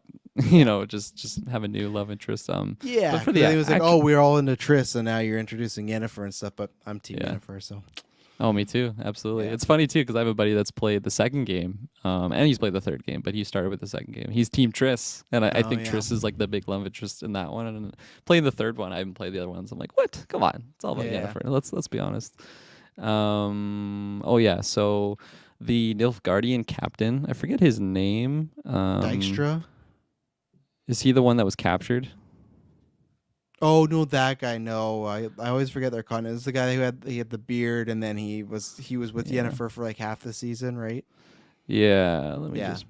I don't remember his name, but dude, I'm so glad he didn't die. I love that guy. I think he's such a good like actor to play like a Nilfgaardian like captain. Like he just feels so like he was plucked out of the games basically and just plays there. Like his role is so good. I like him and the other sorceress lady, I forget her name. Yeah, but like those two, it's I like their dynamic, how they're kind of friends, but they kind of can't trust each other. That scene at the dinner when she just like murders those like those people there, like that was so nerve-wracking because I thought he was gonna die there too, and then she just like holds her blade, and it just goes to show like the tension in that relationship. It's all like they're both so loyal to Emperor Amir, but also like they kind of have their own like plans, but at the end of the day all the plans go to Amir. Like it's an interesting dynamic.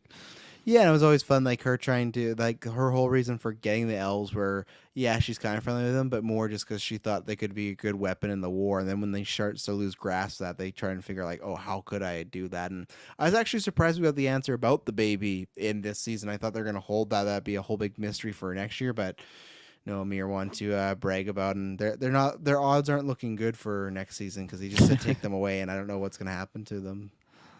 Yeah, hopefully they stick around for a couple episodes because I like both of them. I was going to pose you this question. Do you like the more linear style of the season? Because last season was a lot more jumping through the time jumps and stuff. And like we did have a set storyline of like Geralt getting Ciri and then the whole Yennefer thing. But this one is a lot. Like there's time jumps, but it's a lot more limited, I find. It's a lot more linear. Do you prefer this style?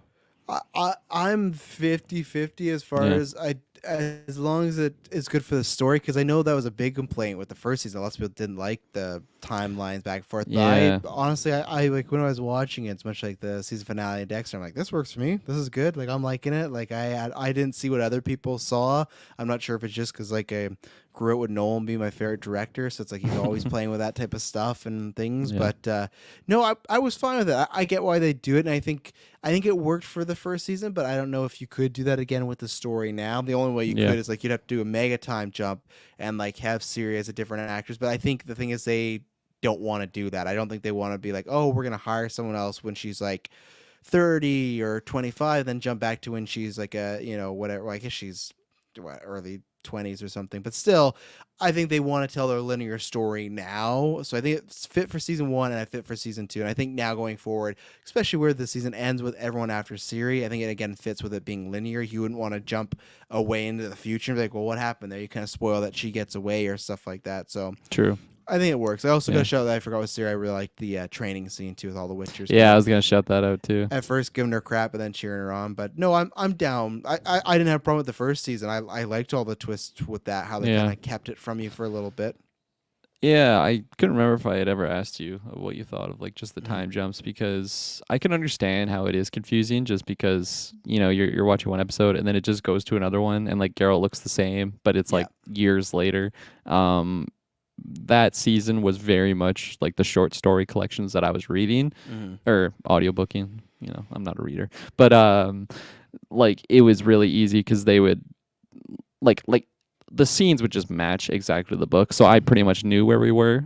Shay was confused at parts, but I was luckily able to fill her in. But I, just some people, I understand the complaints there just because it's not like they say like 3 years earlier or something. It's just bouncing around. But I agree with you. I think Freya, the actress for Siri, being older and at that right age to portray Siri at this time, it's really smart to spend multiple episodes with her and not just bounce around to different tales, because I think it's really fun at moments just like following Geralt, like just doing like almost like a short story type thing where you just go through different whether monsters he's facing or just just different situations he's getting himself into with Jesky or whoever. I definitely miss that from this season. Me too. That's where that first one has a little bit of that specialness. But again, it's like when you raise the stakes, like you can't really have him doing that. I think you could do one episode of them just having not fun, but like taking down a monster, just like they got a camp in the woods somewhere and stuff like that. Like, but it's like there's monsters, but they're always after Siri, right? So I definitely did miss that from the first season. But again, the stakes have risen, so it makes sense why they wouldn't be doing that right now, because they want to focus on everything coming. No, absolutely. Yeah, man. Season 2. Season 2, yeah. What would you rate it? What would I rate it? Yeah. I think I'm gonna go 9 out of 10. Very That's high. where I am. Yeah. I like the Vesemir stuff. It's not enough to take me out of it. I was excited to see Vesemir, but I'm not watching the show for Vesemir. Let's be honest. I'm watching it for Henry Cavill, like first and foremost. Okay, because he is just Geralt. Like we didn't even talk about him. That's how like we don't really have to say anything though, because it's just like he's so perfect at the role. It's much like the other leads, like when we talk about Dexter, I kind of always forget to talk about Michael C. Hall because he's just like, oh yeah, he's just so good as Dexter. And that same way is like, and that's why. And I don't say what I said at the beginning as an insult, like, oh, he's just playing the video game character. I mean, it literally, like, at times to me, he doesn't feel like an actor. It just feels like they got a life model decoy of the video game character and like thing, and they ripped it out and they put it in the show and like, hey, this is Geralt, and it works, and that's good because that's Henry Cavill like researching books in the games. Like I've said before, they say because technically, if you don't know, they can't do anything from the games because that's not like it's a copyright thing and it's kind of a different version in a sense, but like they've definitely taken many inspirations from the game and his whole persona and presence as Geralt, but he does bring his own because I feel like that's one thing I do like about Henry Cavill's Geralt, that he feels like he has a bit more heart, where the video game Geralt, man, he can just be an asshole almost just like 98% of the time. He has some heart. Usually it's just for Siri. Like even Yennefer, he's always just not he's a bad person, but he's always just like giving her flack. So I think I like that with Henry Cavill's Geralt. But yeah, he knocks it out of the park. It's just like he shows up and you know you're gonna get an A+ performance as Geralt, and you get that. Absolutely. Yeah, no, I'm a 9 too. I think the first season I maybe gave a 9.5. I can't remember what my con was. Like I said, I think I like that one a tad bit better, but I think season 3 is gonna be I think that's gonna be the one that's like tip top tier, and not like how every show kind of has that one season where it's like, oh yeah, there's multiple, but the same way talking about Dexter, everyone's always like, it's 4, it's a Trinity, like Trinity's the guy. Like I feel like 3 could be that, or even if 3 leads up to 4, like I feel like 3 or 4 is going to be that, oh, that is the best season, hard to top, because I think they said they want to do like 7 or something, which hey, I'm down for, as long as it's quality. I'm down for, so yeah. I think my only worry is because we're already getting into the Wild Hunt stuff, like it seems like we're already kind of getting to the end game, and if you're throwing out season 7 or 7 seasons, how can we stretch that out more? Because I do miss just Geralt and Roach just going off on their ventures and stuff like that. So I hope we're not done with that. But I'm very optimistic and excited for the future. And yeah, I think I would give season 1 also like a 9.5.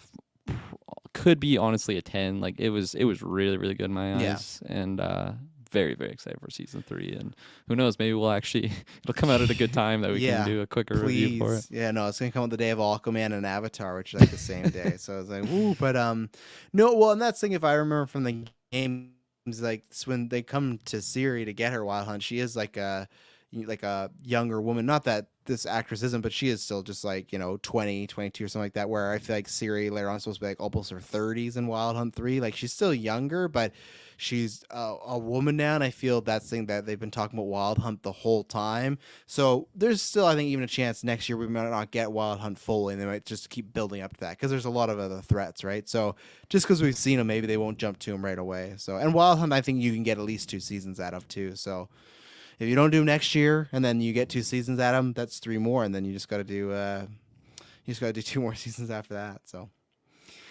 Well, ladies and gentlemen, we did it. We did a nice big newscast. Hadn't done one in a little bit, but yeah, we'll be back in a bunch of days. I keep forgetting this too. We got the Batman retrospectives back in the feed, Boba, lots of good stuff. So I promise when you hear from us next, it'll all be boring. See you later.